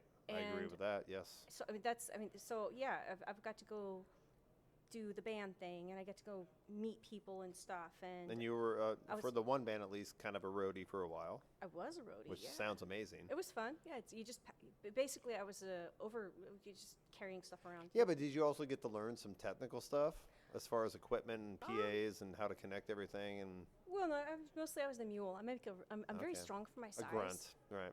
So well, You were 'cause- carrying stuff. Oh yeah, well I mean, so Ken Simon, he's our drum tech. Oh, he's amazing. Ken's so good. Ken is Okay. great. Yeah, he's awesome. But because there's very specific ways that guys like to have things set up. Right. So that's why you sometimes have a tech who will set those things up, and then Right. you've got You want it to be repeatable. So the drummer wants to Consistent. know what to expect. Yeah, it's Yes. gotta be Every time he consistent. sets down, it's going to feel the same. Yeah, but as far as like snakes and things like that, or cables, Yeah. all that, it's going to depend on the venue a little bit because like everybody's hookups are in different places and stuff. But Well, and most of the time, and Yeah. I don't mind doing a dive on this, but Sure. most of the time, are you connecting to a house PA or are you packing your own PA? a lot of the It stuff probably is happens both ways. It But depends on the venue. Yeah. But a lot of the stuff is house, but depending on, well, it depends on the band, obviously. Like some people have got more gear than others, and then Right, other yeah. venues have got more stuff than. So Case and Point, actually, we just played. Not we. I didn't play. Drifter just played at the Alberta Street Pub. Yeah, it was last night. Literally Yeah, last night. Literally last night. Yes. And that was the one. Let's see here. Was it that one? And there was the Barrel Room just a few days ago. But Barrel Room in Portland. yeah, the Barrel Room in Portland. yeah. Not the Uptown. Right, right. But they're told, don't bring any amps. Just bring your guitars and stuff. Okay. Yeah. So some of these venues have their own house gear. Like so they A main PA and monitors and everything well, you and need. amps and everything else like that too. Oh, wow. Yeah. Some places have all of their own gear. Like Then and, all like, you have to do is bring your effects board. Yeah, and like house drum kits and stuff too. A lot of places. So Nice. that way they can actually set their levels They have consistent. And it's consistent. Consistent. And they have more control over They it. have more control. So you don't have to worry about fucking feedback, or you don't have to worry about somebody playing too loud. And, Well, I'm trying to get the levels and stuff set. I mean, that's kind of helpful and beneficial, but it's also nice too. Like, if it's good equipment and good gear, you're like, yeah, I want to be playing on this shit. of course. It's great. It's almost a gift. It is almost a gift. Yeah. Tyler was telling me about. I think it was the Alberti. He was telling me about the bass rig that they had him playing on. And he It liked it? It was like a $4,000 rig. Oh, jeez. Yeah, but it sounded great. That's awesome. Yeah, it sounded really, really great. And that's less equipment they have to haul. Yeah, but also too, the show at the Alberta was also being recorded for a radio program. Okay. Yeah. Local Portland radio, or? You're gonna have to ask Casey and Drifter about that. Okay. I will Friday it's night. kind of a big deal. Yeah. Oh, but it's kind of mum's the word now. Got no, it. it's not Mum's the word. Oh, okay. Yeah, sit down, and talk with him about I it. will. Oh, Yeah. my God. It's actually kind of a big deal. It's kind of cool, actually. Holy shit. Yeah. Now I have to go see them. Well, okay, wait a minute. Oh, you're talking about tomorrow night, Thursday, right? That's Well, the karaoke thing. so But Thursday's they're karaoke. playing at Poor Choices Friday. Casey's playing an acoustic set at Poor Choices on Friday. And okay, back no, to I think violin. it's both of them. Well, yeah, it's back to violin. Casey's trying to sweet talk me into getting my violin back out. Okay, after you 25 should. years and playing along. Actually, 25. You should. I still have my violin. You sold it? No, you still I you still still have have it. it. Yeah, Okay, I but still it's have been it. in the closet for a while. Yeah, I still have it. Yeah, I pulled it out. Yeah, It's like riding a bike, right? Yes and no, kind of. Yeah, no, he got me to pull it out like a week ago. And, How's your bow hand doing with it though? It's actually not as bad. I've gotten a lot of mobility and stuff back, so Good. which is Okay. great. But I got to get another shoulder rest for it because freaking Eddie, love him. He gave it to one of his students. Okay. He's a music teacher, so Yes. if you need guitar lessons and things like that too, piano, keyboard, Eddie's a great instructor. He does lessons on the side, but Okay. he gave one of his students my shoulder rest. So you need one if you're gonna play it. Yeah. I'm gonna go get another one tomorrow. All right. Yeah, so I can actually play it. Then, so I may or may not be playing some violin backing up Friday night. Drifter, possibly. We'll see. That could be amazing. It could be a train wreck, but It could be friggin' amazing. It could be amazing. Yeah, it could be amazing. So yeah, I'm really enjoying the encouragement and stuff. I'm like everyone that's been thrown at me in the last month has been super encouraging. Like I said, it's just been like really solidifying the fact that I'm exactly where I'm supposed to be. I'm meeting the people. Yeah, I'm the supposed to be universe is trying around. to tell you something. This is where I'm supposed to be. This is what I'm supposed to be doing. Yeah. And I've finally got people in my corner who are, really encouraging and very supportive. supportive. And not for their own gain. That's the whole thing. It's not about No. them. That's actually one really cool thing about bass. I'll tell you that. So the band thing and the bassing and all that stuff like that, that's pretty much been all on me. I've had to get some encouragement from people to keep it up and stuff like that, because like I said, when things happen, I'll put it down, which is really stupid. But a lot of the things that I've done have had to do with whoever I was hanging out with, Okay. and a lot of times to the benefit of people that I've been hanging out with. Okay. Okay? Got it. And, like parents, family drama, right? Okay. They weren't a part of that. They weren't part of that decision. It wasn't something that they chose for me. It wasn't something that I was told to do. Yeah. They did come out and watch me a couple times when I was playing the surf rock stuff, Okay. because they're like, oh, yay, oldies music, we like that. But they didn't like the progressive grunge, like with the Helpers. Right. So I got some feedback from Mom about that, and because boy, it sure must be hard to play with Bryce, because he doesn't really sing. I'm like, he sings beautifully, but this is not that kind of a project, Mom. Just like parents are just, ugh. Yeah, they can be. Yes, they can be. definitely. But it's not something that anybody else can take any credit for. Oh. Does that make sense? It totally does. Yeah. So You did the work yourself. the bass thing is all on me, Yeah. and it's That's been a good thing. Yeah, it is. It is. But that's why it's also so easy for me to put it down sometimes, because it's kind of a personal part of me. So it's been there through. The reason I picked it up, was like, it was not just part of good times; it was also part of bad times, and it was Yeah. something that was just like I just kind of gravitated to. But you've always had music, and it's part of you. Not even necessarily from the parents or family, but you have music in your head. That's the way I describe it to my Oh, yeah. friends. Yeah, absolutely. There's always a fucking melody or a song in my head. I walk around singing stuff. Oh gosh, yeah. right? Yeah. But So yeah, what's wrong with us, or what's right with us? I think it's what's right with us because I mean we're just I wired a little totally bit different. agree, but Okay, so here's a good one for you. So once upon a time, so I've had a lot of different jobs over the years. I'm actually So have I, also a but- journeyman industrial controls technician. holy shit. Okay, yeah. So union, non-union. Yeah. Yeah, but one of the shops I worked for here in Vancouver, this guy named Joel Young, he's also a musician. Back when things were a little bit before the company got really big, he would make a point of only hiring musicians. Okay. Is it Because- almost people he wanted to work with? No, we're wired different. So the type of work when you're wiring industrial controls, it's very meticulous work. Okay. It's not like a panel in your house with the fuses and stuff in it. Right. It's not that kind of a panel. It's like motor controls and like PLCs and stuff, VFD, variable frequency drive controllers and stuff. Anyway, it's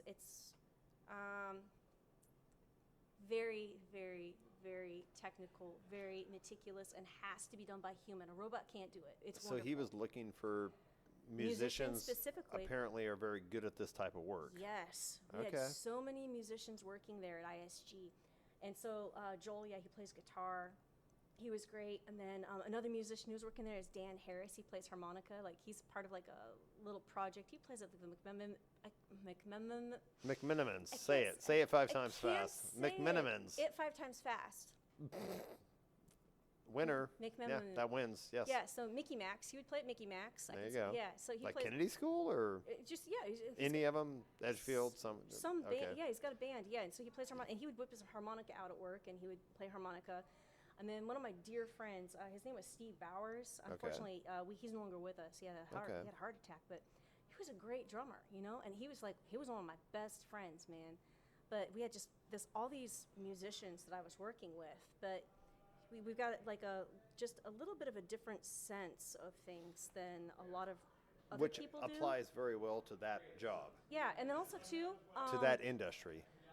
apparently, if you have a background in music, you have a better inclination of being good at math. Apparently, I can see that. That makes sense. I've heard this. Yeah, totally makes sense. Yeah, so if you get a kid involved in music, they're probably gonna do better in school, or at least math. There's so many reasons Yeah. for people to have music in the schools. Yes. Oh my gosh. I'm so pissed off about that. I know. That whole thing just I really know, makes me I know. so mad. It's just not appreciated. No. Well, and it doesn't yeah. have to just be music. Any of the arts Yeah, are any of the important. arts. Mhm. It is so gosh damn valuable. Well, I mean, it was already paid for. The equipment was already there. It was already Yeah, paid for. It was yeah. in the schools. It was available. It was free. You could just access it. Yep. And they're like, hey, let's get greedy and let's go make everybody rent it. And it became inaccessible. You Yeah. can't just go to school and go play an instrument and have music class. Yeah. And what's the point anyways? Because the kids are going to school and they can't even read. So what the frick, dude? I know. Yeah, don't I get me know. started on that. That I- just I- it makes me so mad. Sad, really. Yeah. And hopefully I feel like there's a pendulum switch here. Maybe it's coming back to it. The arts are coming back. I think. hope so. Yeah. Yeah, I It really feels hope kind of so. feels like it is. Oh my A new God. renaissance. A second renaissance, or a third, or a fifth, or whatever. Holy shit! Yeah, because I started in 5th grade on bass clarinet Oh, you played bass clarinet? in 5th grade. Oh my gosh. Then transitioned to 6th grade to a baritone horn, which is smaller than a tuba. You probably know what a baritone horn is. See, Kind of looks like a small tuba. small tuba.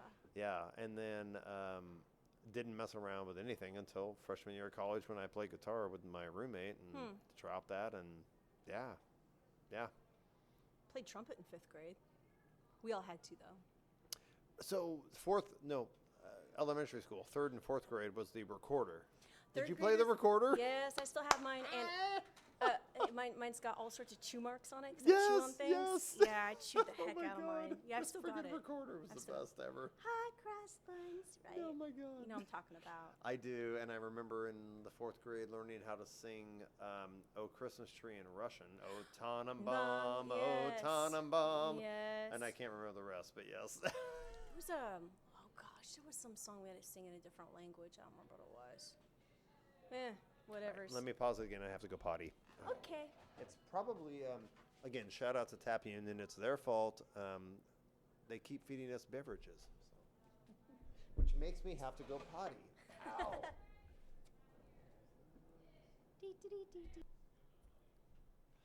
That is so funny. So I didn't miss what you said, that you actually called.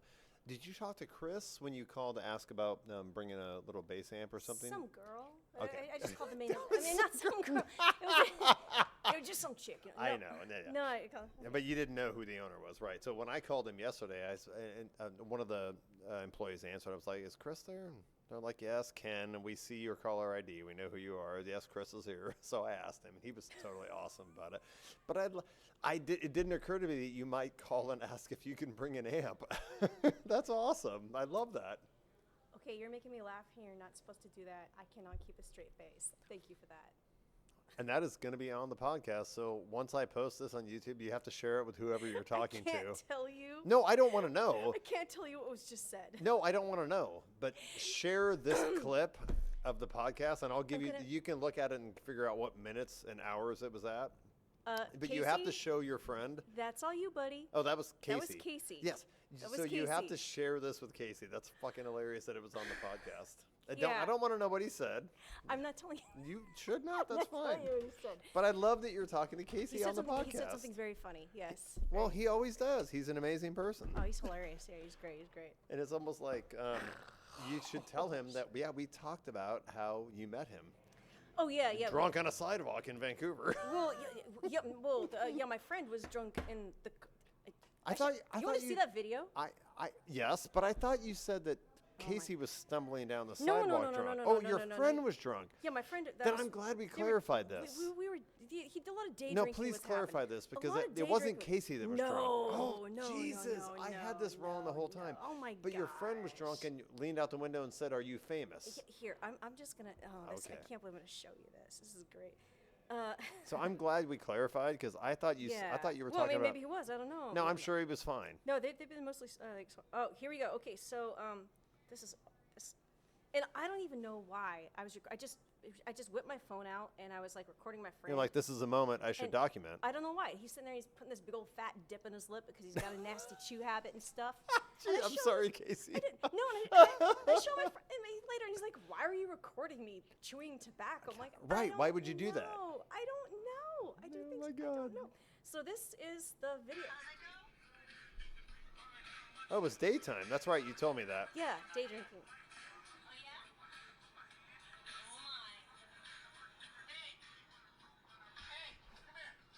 Is that him?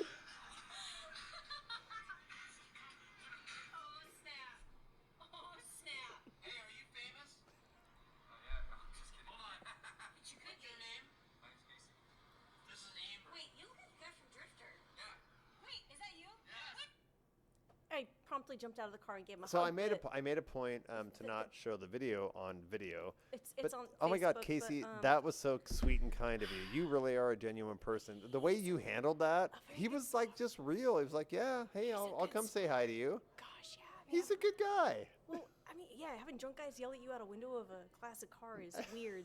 He handled that very well, but Are you part of Drifter? yeah, It's like yeah, I am. yeah.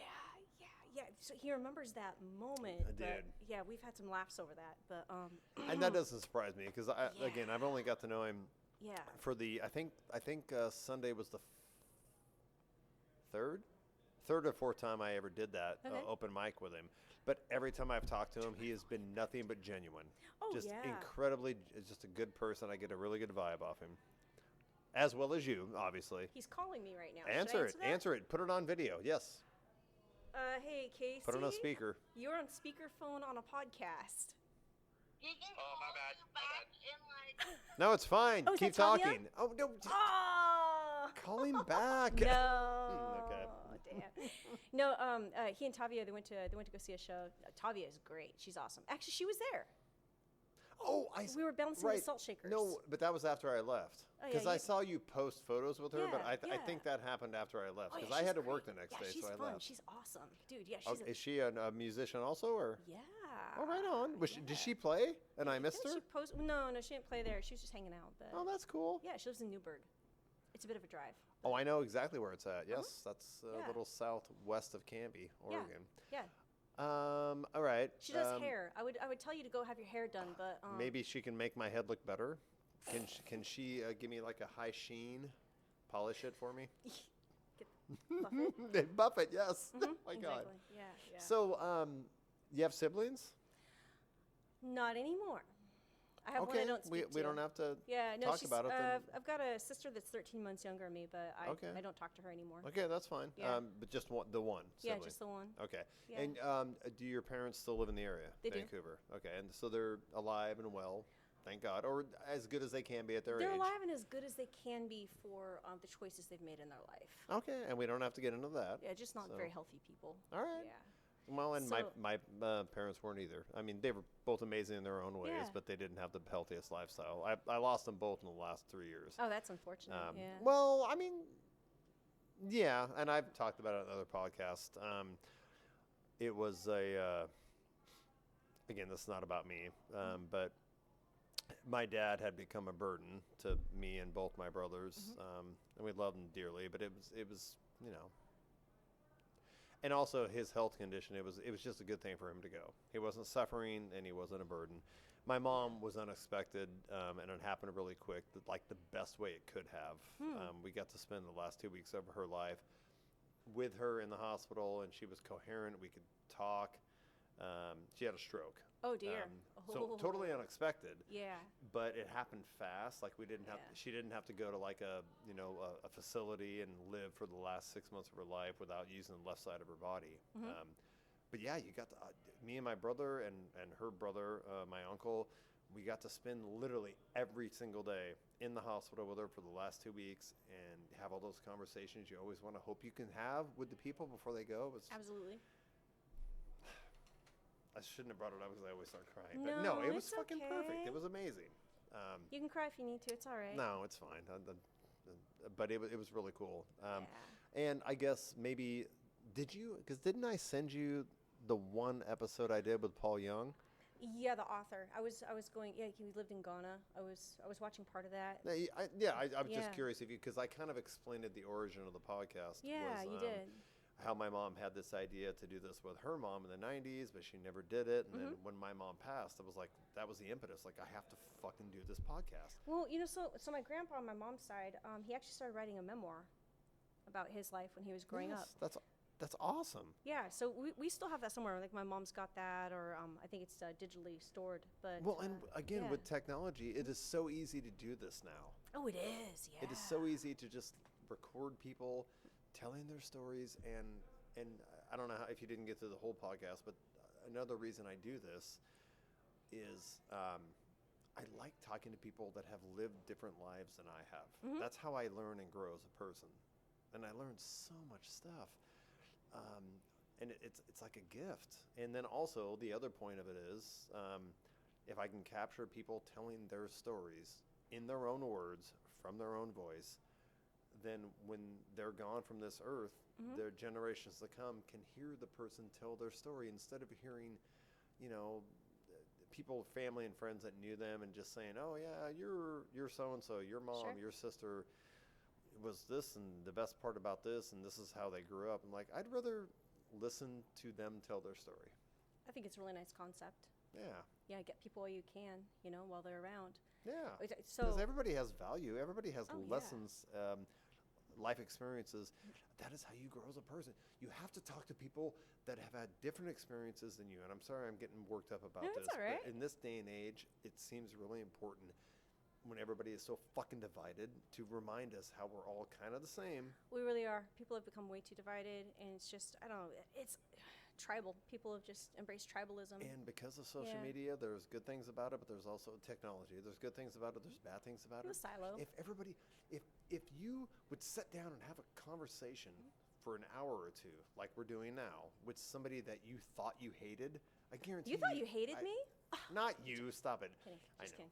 But I guarantee after that conversation, you would not hate them. You would hear Yeah. their perspective.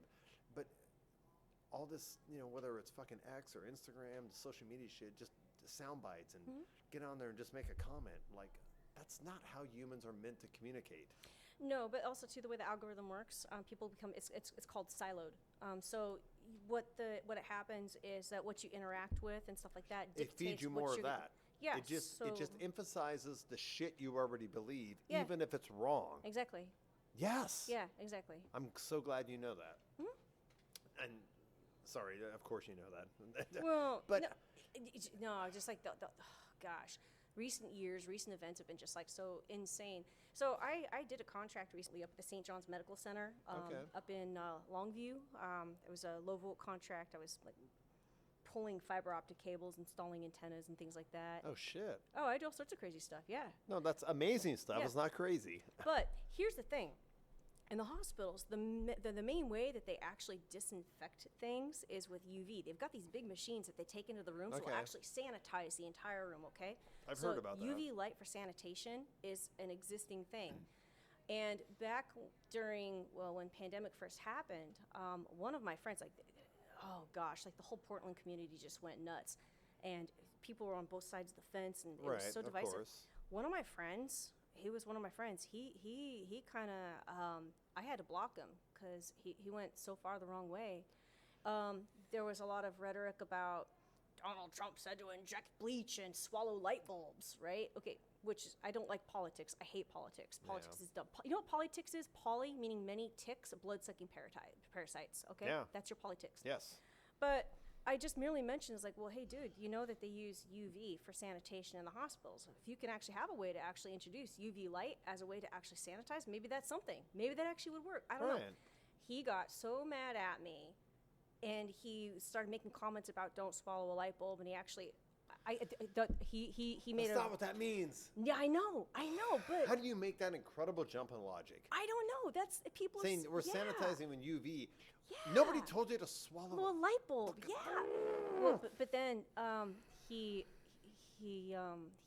made the accusation that I was going to be the next mass shooter.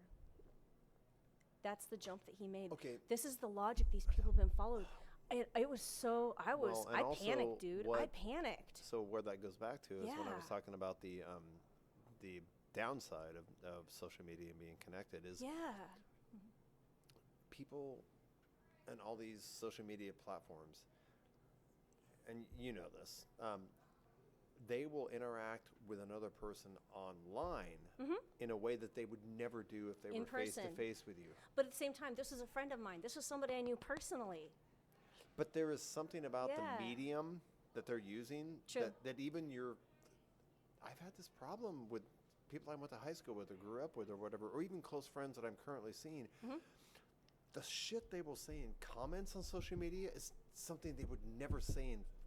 They might say it in front of me. They would express their opinion, but they would be more polite about it. You know where things went wrong in life? Is when kids stopped being able to go punch each other in the back of the schoolyard. You go and you punch each other, you have a little scuffle, and then you shake hands and you're good the rest of your lives, basically. Yeah. You know? If you say that type of stuff online, you got Well, this like so I guess that goes back healthy to barrier, right? You know? if you Unhealthy. it's unhealthy Yeah. because again, if you said this stuff in person, well, I'm going to reverse that. If if you talk to another human being like that in person, you would get punched in the fucking face. Consequences. Right. There's Yeah. but online there's no No consequences. consequences. Well, in some countries there are now. So apparently in some countries they're actually jailing people for things that they're saying online. Which I'm not sure is- how I feel about that. I don't like know. that. It's I all don't like new. that. We're still It is learning new. this. We're learning this. Yes, So I mean, there's all these like Jesus. little nuances we're trying to work out here. Technology is advancing faster than the human species is evolving, and we can't keep up. So at the Alberta, there was another band that was playing called Double Play, Okay. and they have a song about this, about like not wanting to be in the algorithm. Right. You got to go check this out. It's actually pretty cool, and that's basically what it was all about. Do What- you remember, do you remember life before the internet? yeah, of course I do. Of I course I remember do. a rotary phone. Yeah, same here. Yeah. Yes. You know, we actually used to go outside and touch grass, as the kids say Yes. these days. Yeah. It was amazing. It was amazing. I would go find a hill to climb, and Yeah. I would make a sandbox, and I would dig dirt and just build a fort out of branches I pulled off trees I on my did that. property. Yep, that was Yes. fun. Exactly. Yeah, so I mean, I love the internet. I consume a lot of internet junk food, if you will, because the internet is a series of tubes, and the tubes are full of cats. You know that reference. I do not. What? No, I had Oh, never heard okay. that reference. Okay, well now you did. I do like watching cat videos on my reels, Precisely, yeah. But because they're fucking cute. great. Yeah, there's a lot of junk food that you can consume on the internet. There's so much garbage. Some of it's great, Actually, Oh, I see what you're saying. Yeah. Gratuitous stuff. It is absolutely gratuitous, but But yeah. some of it can be nice. Like if I just want to watch, Mhm. cat videos or pet owners with their dogs being, playing, enjoying. That's awesome. But then you can also get force fed, or not force fed, but random bad shit will pop up. there's a bunch of bad garbage. If you like cat videos and cat memes, you've got to check out Cats with Hard Hats. Okay, Okay, and then that's cute. also Poorly Made Cat Memes. Is that on Facebook. okay. Trust me. Those poorly two. made cat memes? Yeah, it's a guy with two cow cats. Two what? Cow cats, Cow cats. I don't know what that is. black and white. Oh, not like dairy, tuxies, but dairy. yeah, they look Okay. like dairy cows. 'Cause Right, they got right, black and white okay, patches. got it. Yeah, cow cats, and they've got And a he cow just cat does club. cute videos of them. He makes memes, like really bad Photoshop edits and things like that. They're so bad, they're perfect. They're amazing. They're amazing. Right. It makes it better that it's bad. Yeah, like Cats with Hard Hats is all about like working in like industrial trades and things like that. But there's these cat characters. That's awesome. Oh, it's so good. It's so good. That's the junk food I like to consume. That's But that is actually because that actually is it's not unhealthy. It's no, that's healthy. It's wholesome actually. right. Yeah, I mean it's 'Cause better it's not than negative. it's not a bunch of twerking and whatever else. And whatever else is on whatever there. Or else. just not a bunch of bashing about I'm on this team and you're on that team and you're wrong and I'm right. Gosh, there's so much of that. I Fuck. hate that so much. I really hate that. You know what? You know what I think? I think everybody should just get together and go play some music. Life would be good. Dude, literally, music brings people together. So a friend of mine, actually, yeah, it was Eddie. It was Eddie. You know what? So once upon a time, Eddie once asked me, he was like having a frustrated moment. And he's like asking a rhetorical question. He's like, how do we change the world? You know what I pulled out of my butt? Music? I said, you change the music. If you want to change the world, you change the music. Think about all the popular music that's being played today. It is a little bit vacuous and shallow.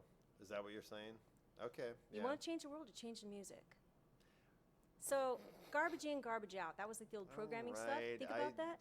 So I understand, but Yeah. God, this is so funny.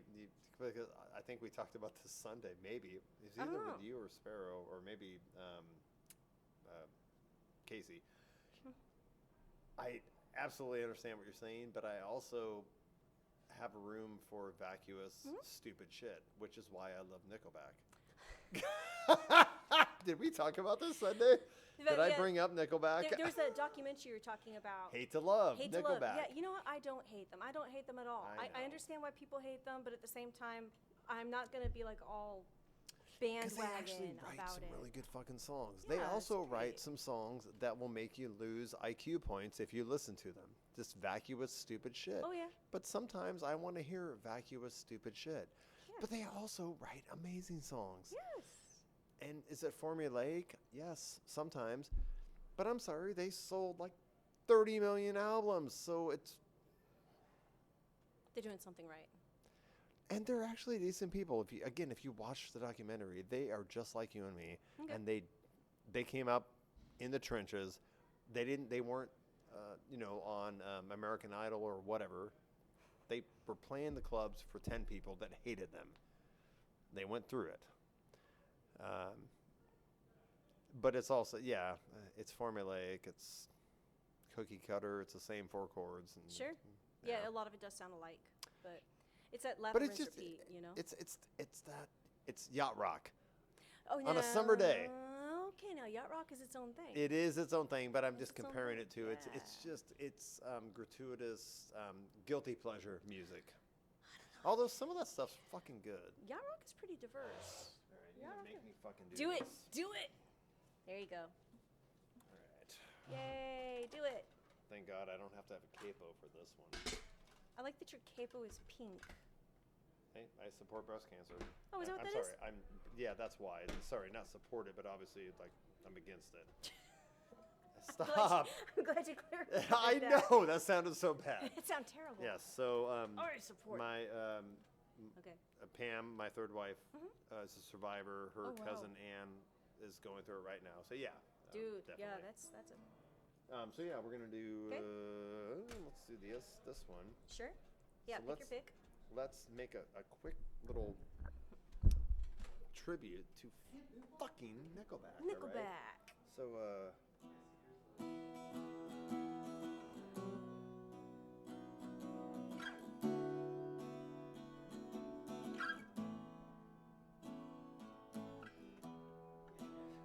at this photograph.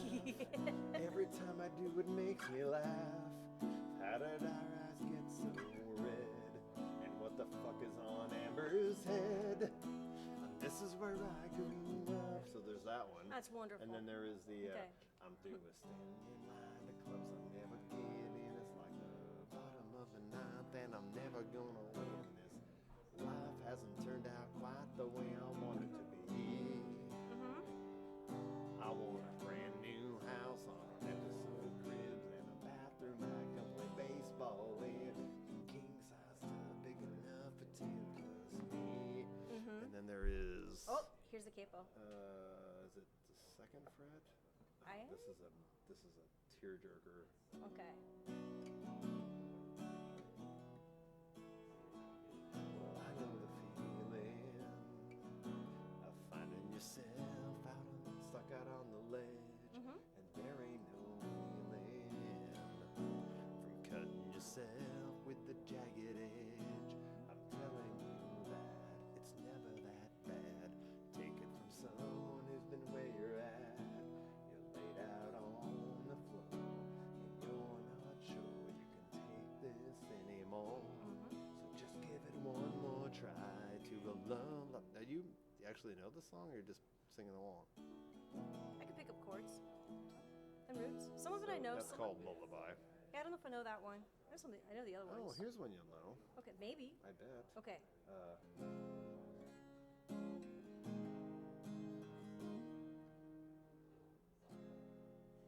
If I could give the world just one thing, it would be we're all okay. Not to worry, 'cause worry is wasteful and useless in times like these. I won't be made useless. I won't be idle with despair. I gather myself around my feet, for life is the darkness most fear. My hands are small, I know they're not yours, they are my. Oh my God, it's your song! I didn't even think about that. I didn't plan that when I did it. That's So great. that's Jewel. So you got to give yourself a little bit more credit because you actually do play very well, and you're doing a good job of singing while you're should- playing. I'm gonna mute your mic. I don't take compliments, so stop doing that. Too bad. I just did. Deal with it. If you can compliment me, I can compliment you back, and you just Yeah, have but to you suck deserve it the compliments because you're fucking amazing. up. Yeah, whatever. I'm just me. You see what I just did there? Yes, yeah, you are. Gosh. Sorry, I don't want to make it weird, but just because you noticed that, maybe you have a better ear for music, so let's see if it actually makes a difference. Okay. With the Oh, again, yeah, yeah, it's yeah, supposed to give the guitar the island sound. I don't know if it Do was you have any idea how many picks and different kinds of picks that I have? 2,000. Not that many, but a lot, and they All do right. each. Yes, So let's yes, just yes. do the basic chords. Uh huh. Now let's play Huh. with the island pick. Okay. Ooh. See, it brightens it up. It is so much brighter. Yeah, Is that way but- brighter. But does that give it the Israel, whatever? Does it give it the island sound? I mean, I guess. Well, it might be a marketing gimmick, but at the same time, yeah, it's bright It's and happy. definitely different. Okay, so maybe that's what Yeah, bright and happy. that island feel was supposed to be, bright and happy. Yeah, bright and happy. Have you ever heard? I mean, come on. Could you imagine being sad hearing a happy ukulele? No, it's uplifting. It is. Of course, It's you uplifting couldn't. and bright. So yes, islands are Okay, then uplifting it- and bright. By the way, I'm gonna give credit to my coworker Garrett and his amazing wife Kaylee and their son Levi. They went to Hawaii to get married, and he brought that pick back for me. So Garrett, I have a validation here from a true musician. That was not a tourist trap. It actually makes a difference. It does make a difference. Yes. No, I so with the surf rock stuff. Do you want to try it on your bass? I don't know. I mean, this one. See what it makes This one a might actually like this one might like a rubber pick better actually, but Well, I don't know if I have rubber, but I have a thin one.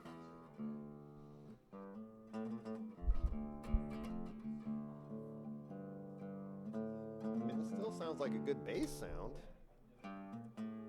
I actually don't notice that much difference. okay, no, listen. Okay, listen. Okay, ready? Look.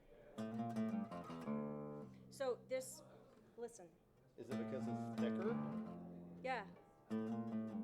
So it gives it a fuller sound? Yes. Okay. Even though it's volcanic glass, it's thicker. Yeah, so the material and the thickness all make a difference. So Okay. in my regular, okay, so these are the picks that I use. These are the ones I use exclusively. Okay. It's pretty stiff, right? Which it should be for a bass. Well, yes and no. Okay, they make them a lot stiffer, but see, also it's the combination of the shape, Okay. the texture, and the size. Because I have a really bad time with, like, I rotate my pick a lot when I'm playing. Right. Yeah, some things are slippery, but then also too the actual tone that you get with the pick. So I really, really, really, really, really, really like these. These are great. I don't remember what they are. Are they easier to hold on to and they don't spin as much in your they fingers? don't spin as much. Yeah. Okay. And it's a good size, but then also too, the thickness really makes a difference. So I'm pretty happy with a 1 millimeter pick. Okay. I was playing with a 0.8 for a long time, but they got a little bit more flex to them, and with a little Okay. bit more flex, you get a little bit more pop. Okay. But the thicker the pick is, you lose tone. It quiets. Right, It gets right. quieter. Yes. So like I have some 1.2s, and so you lose the flex and the pop with the 1.2s, and I do like those. But at the same time, it depends on what I'm playing. It depends on the bass that I'm playing. It depends on the style that I'm playing.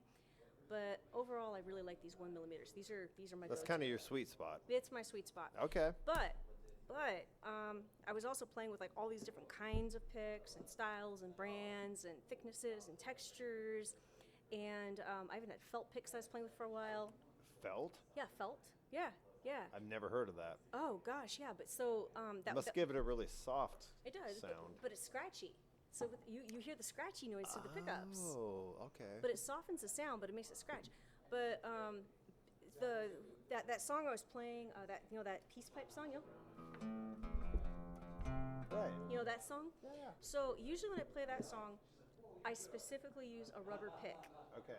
and because it actually gives you a finger sound, but you're still playing with a pick. That makes so much sense. Yeah, it gives you a finger sound. The rubber mimics your skin more than that does. Yes, it does. Okay, So you got don't it. you lose the harshness because that's a harsh sound. yes, Yeah, yes. softens it up, but you can't play fast with a rubber pick because it's got so much grip. Right. Yeah, so there's friction. Oh my god, I fucking love this. I love that Yeah. we're doing a deep dive on the details on this Oh, shit. dude, I've got so many different picks that I've gone through over the years. Like I've tried so many different things. All right. Yeah, Let me I really have. see where we're at. You We are poor going on thing. 3 hours. No, this is the best content ever. 3 hours. But now I just got inspired. Thanks, so Pocket Frog. so get closer. Okay. Put this back Oh, down. okay, that's Yeah, fine. Here you go. I didn't mean to make you put it down, but yes, I How want to dare hear you. this. Okay. So, So, because now I'm going to ask you the random stupid questions that everybody would ask on any podcast with a musician. Top 5 bass players of all time. Pop music. Don't know any. People that we would know. No, who do you like? Simon Tam of the Slants. So that's interesting. You weren't necessarily inspired by mainstream music. Mm-mm. Okay, so No, I'm really bad at that. So well, it's not a famous, bad or good no, thing. So famous people, famous songs, famous movies, famous actors, actresses. Like famous Eddie, not Eddie, I'm not a Robert pop culture- Trujillo, the bass player for Metallica. I know about Andre Segovia Who do you play for? himself. He was a Okay, classical never- guitarist. I love this. Is it- I love yeah. this. My friend David, Yeah. who is the bass player, would absolutely know everybody you're talking about, and I don't know. Yeah, I'm not. So what about Michael Anthony from Van Halen? Just not I don't know who familiar. that is. Oh my God, you were this almost. You're not that I know much younger Van than Halen. me. I know Van Halen, but it's like I don't know people. Yeah, my brain's not wired for that. That stuff doesn't stick. Mike That- Kroger. Who? Sorry, Kruger. Mike Kruger. Freddy Krueger. Mike Kruger is the bass player for Nickelback. Okay. His brother Chad is the lead singer, but Mike, his brother, plays bass. Oh, of course he's a Chad. Yes. Brilliant. Wow. He kind of lives up to it, doesn't he? Yeah, that's great. So now I'm trying to think of some bass players that are famous that you might actually know. Oh, that guy from Primus. Or no, wait. Well, he's the lead singer, No, wait. though. No. Flea from Red Hot Chili Peppers. Was he the bassist? Yes. All I know about Red Hot, because I knew their music, and then also Sockman. I know about Sockman. Is that? I don't know who Sockman is. They do a thing where they wear nothing but a sock on their dick Oh, that would be Flea, I think. He's done yeah, that. He Sockman, was famous yeah. for performing like almost naked. with a sock. Okay. Yeah, yes. I know about Sockman. Never mind. This is not going the way that you thought No, it it's would. this actually Yeah. is perfect. Because Yeah. you are inspired by, People I know. and yeah, you're not sucked into the mainstream pop and stuff, which is not a bad thing. I'm I not have- judging either side, No, I have. I just kind of have my own playing style, so it's like which I like. Yeah, So- you so found for- your own pocket. kind of, yeah. So I mean, it's like if I also. So I told you car accident, okay, and stuff. Some Yeah. loss of dexterity and stuff. Yeah, yeah. So I kind of have to come up in small hands, tiny child hands. So if I was to take a song that's well known or something like that has a famous bass line, I won't duplicate it. Okay. I won't. Sometimes it's because I can't, and sometimes it's because I won't. Well, I'll you just actually kind of do your own interpretation of it, absolutely. which that could be amazing. Some people don't like that. Some people are, again, the whole purist thing. They don't like that. But screw them anyway. But Right. no, and like with that surf rock band that I was in, so Supergiant Lizard. A lot of times, like since we're doing covers, we had original material too, but sometimes there'd be covers, and they'd be like, okay, well, why don't you try playing it this way or do this? And sometimes I could, but other times I couldn't. I'd have to come up with a workaround because, again, child hands and dexterity. Right. Yeah. I mean, have you seen the fret spacing on a freaking full set? Not this. I know a full size Yeah. bass. So yeah, you play with my eyelids, you'd be like, yeah, they're super far apart. You have to stretch. Yeah, you yeah. have to have long fingers, or it helps. It, too. it certainly helps too. Yeah, bass players typically benefit from having large hands. I don't have Yes, that. I have to yes. move around a lot to do the exact same But you thing. found your own way to do it. Yeah, absolutely. You adapt. You overcome. You improvise. Had to, no yes. choice. Yes. So yeah, I've got a different playing style, and I generally prefer to play like on the offbeat and things like that too. So Explain that. What does that mean? instead of dot, dot, dot, dot, dot, Oh. But it can still work. works great. You can do you can have a guitar doing the same chord progression, and you can play on the offbeat. Supplementing, yeah, supplement. Oh, okay. I like to supplement a lot. So, somebody once told me that if a bass player is getting noticed, they're not doing their job. And I've got mixed feelings about that. I've got mixed feelings I about understand the reference, Mm-hmm. but as a musician, because I'm going to call myself that now, I really fucking appreciate the bass player. that. Oh yeah, So yeah, I don't, but I also understand what they're saying. Yeah. yeah. But I mean, it's like everybody's got their place, but everybody should have equal contribution. Yeah. I mean, it can't just be about the one guy. It's usually like, oh, the lead guitarist, the lead vocalist. Usually, it's the same guy, right? Everybody contributes equally in a good setting. But at the same time, too, if the bass player and the drummer don't have a good relationship, you got nothing. Right. It's the Yeah. backbeat of the band. Yeah, they hold Literally. everything together. Yes. The rhythm section. Absolutely. You can have nothing else. You can't have a good band if you don't have a rhythm section. And I Yeah. feel like for some reason they don't get enough. What's the old joke? What was the last thing the drummer said before he got fired? Oh, I have a song idea. Right? I don't know. We used to let our drummer write songs. Oh, you let him? Yes. We'd let him out of his little. You allowed cage. him. Yes, he had our permission. No, I know. no, You're yeah, kidding. yeah. We all contributed. We all contributed. And you could almost make that joke about a bass player too. It's like, but they are literally the backbeat of the fucking band, Well, and so- it doesn't yeah. work if you don't have a good rhythm section. What we used to do. So I told you I can't play guitar. Me and guitars don't get along. Yes, There's too we many- have it on video. You played my That's- guitar and it sounded amazing. Well, that's, so well, okay. you don't get to use that excuse anymore. Yes, I do. And I'm telling Casey, she's full of shit. She can play guitar. No. We had this little tiny guitar. It was like a little. It was only this big, but it was Okay. a 6-string, and we nicknamed it the Twiddle Machine. And- Okay, yeah, the Twiddle Machine. I like that name. Yeah. So I couldn't play like if you gave me a full size guitar, like a regular guitar, I'd be like, right. But you hand me the Twiddle Machine, and I would bang out all these little riffs, and I still had like recordings and stuff. Because the of- neck was really narrow, No, probably, no, or it's just different instruments I acclimate Okay. to, like Yeah. the Cordoba that this case is for. I didn't need a 6-string guitar. I didn't need one, but I was a guitar center with Bryce. I was taking my Gretchen to go have some repairs done. We went to go dick around and stuff, and I pulled it off. I just gave it one strum. I'm like, oh, I just handed it straight to Bryce. I was like, here, you make noise. Because I knew immediately. I was like, nope, this is a good guitar. It's a good guitar. For cheap, Okay. it's a good guitar. Okay. Yeah, and he's like, ooh, this is a nice piece.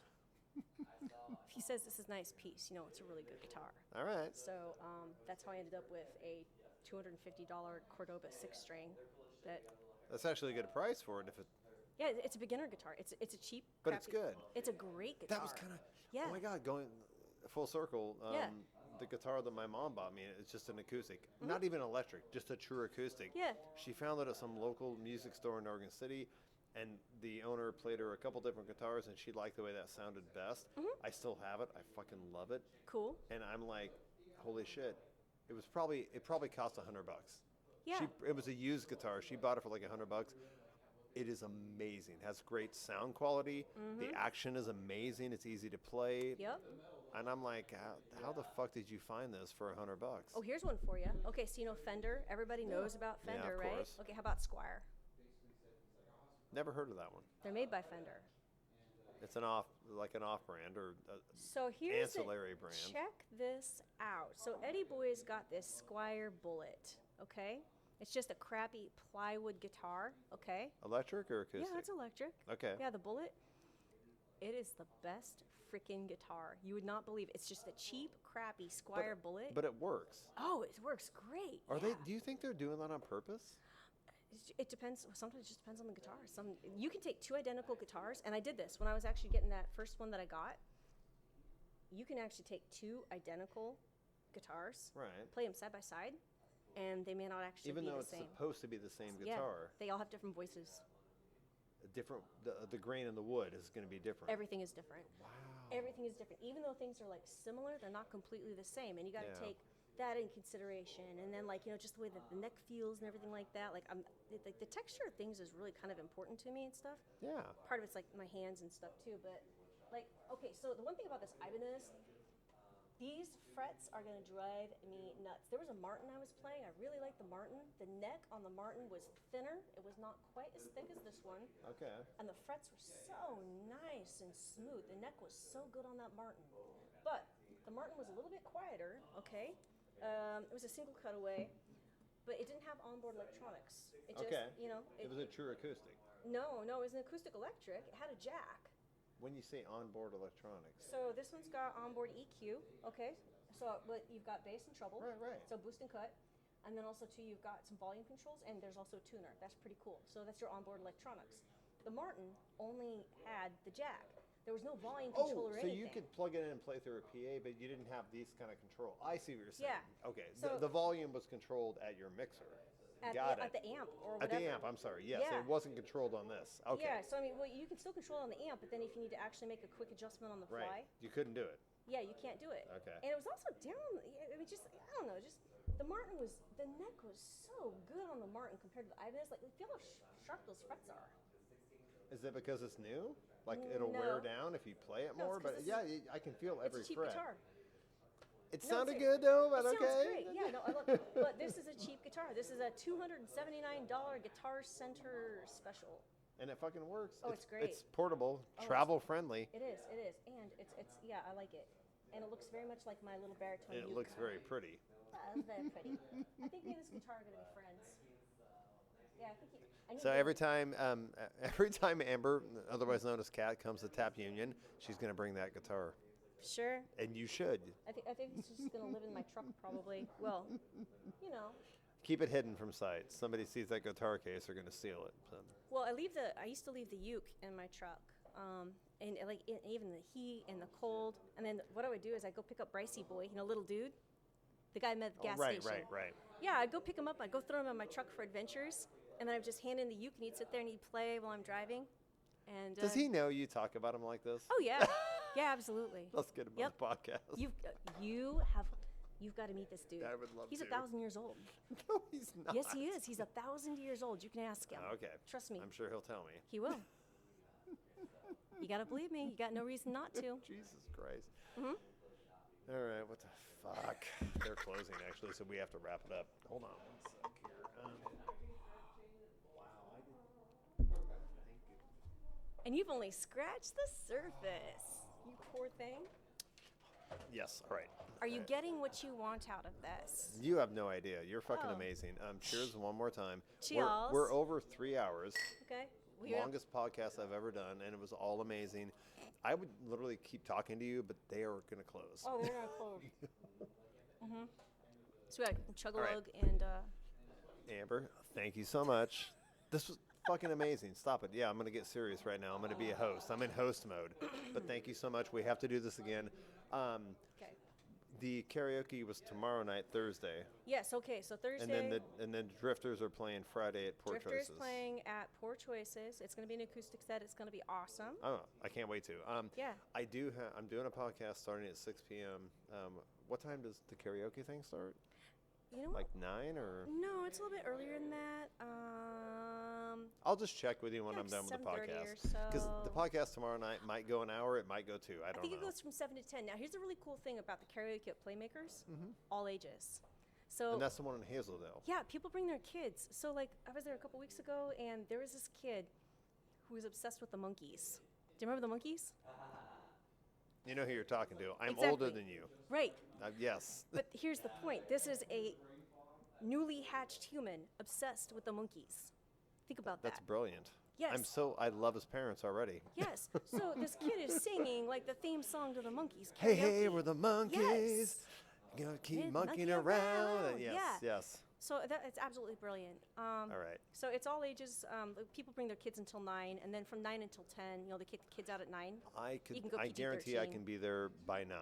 Yeah, you should, And yeah, I will, if you're going to absolutely. be there, I'll check with you when I'm done with the Sure. podcast. But I will, I'll do Margaritaville for you, You or should- Matchbox 20, and Yep. then you will know that I actually can sing. I just have to figure out how to do it when I'm playing guitar. Well, you can try that because you're actually allowed to play an instrument at. Don't that, make me bring it.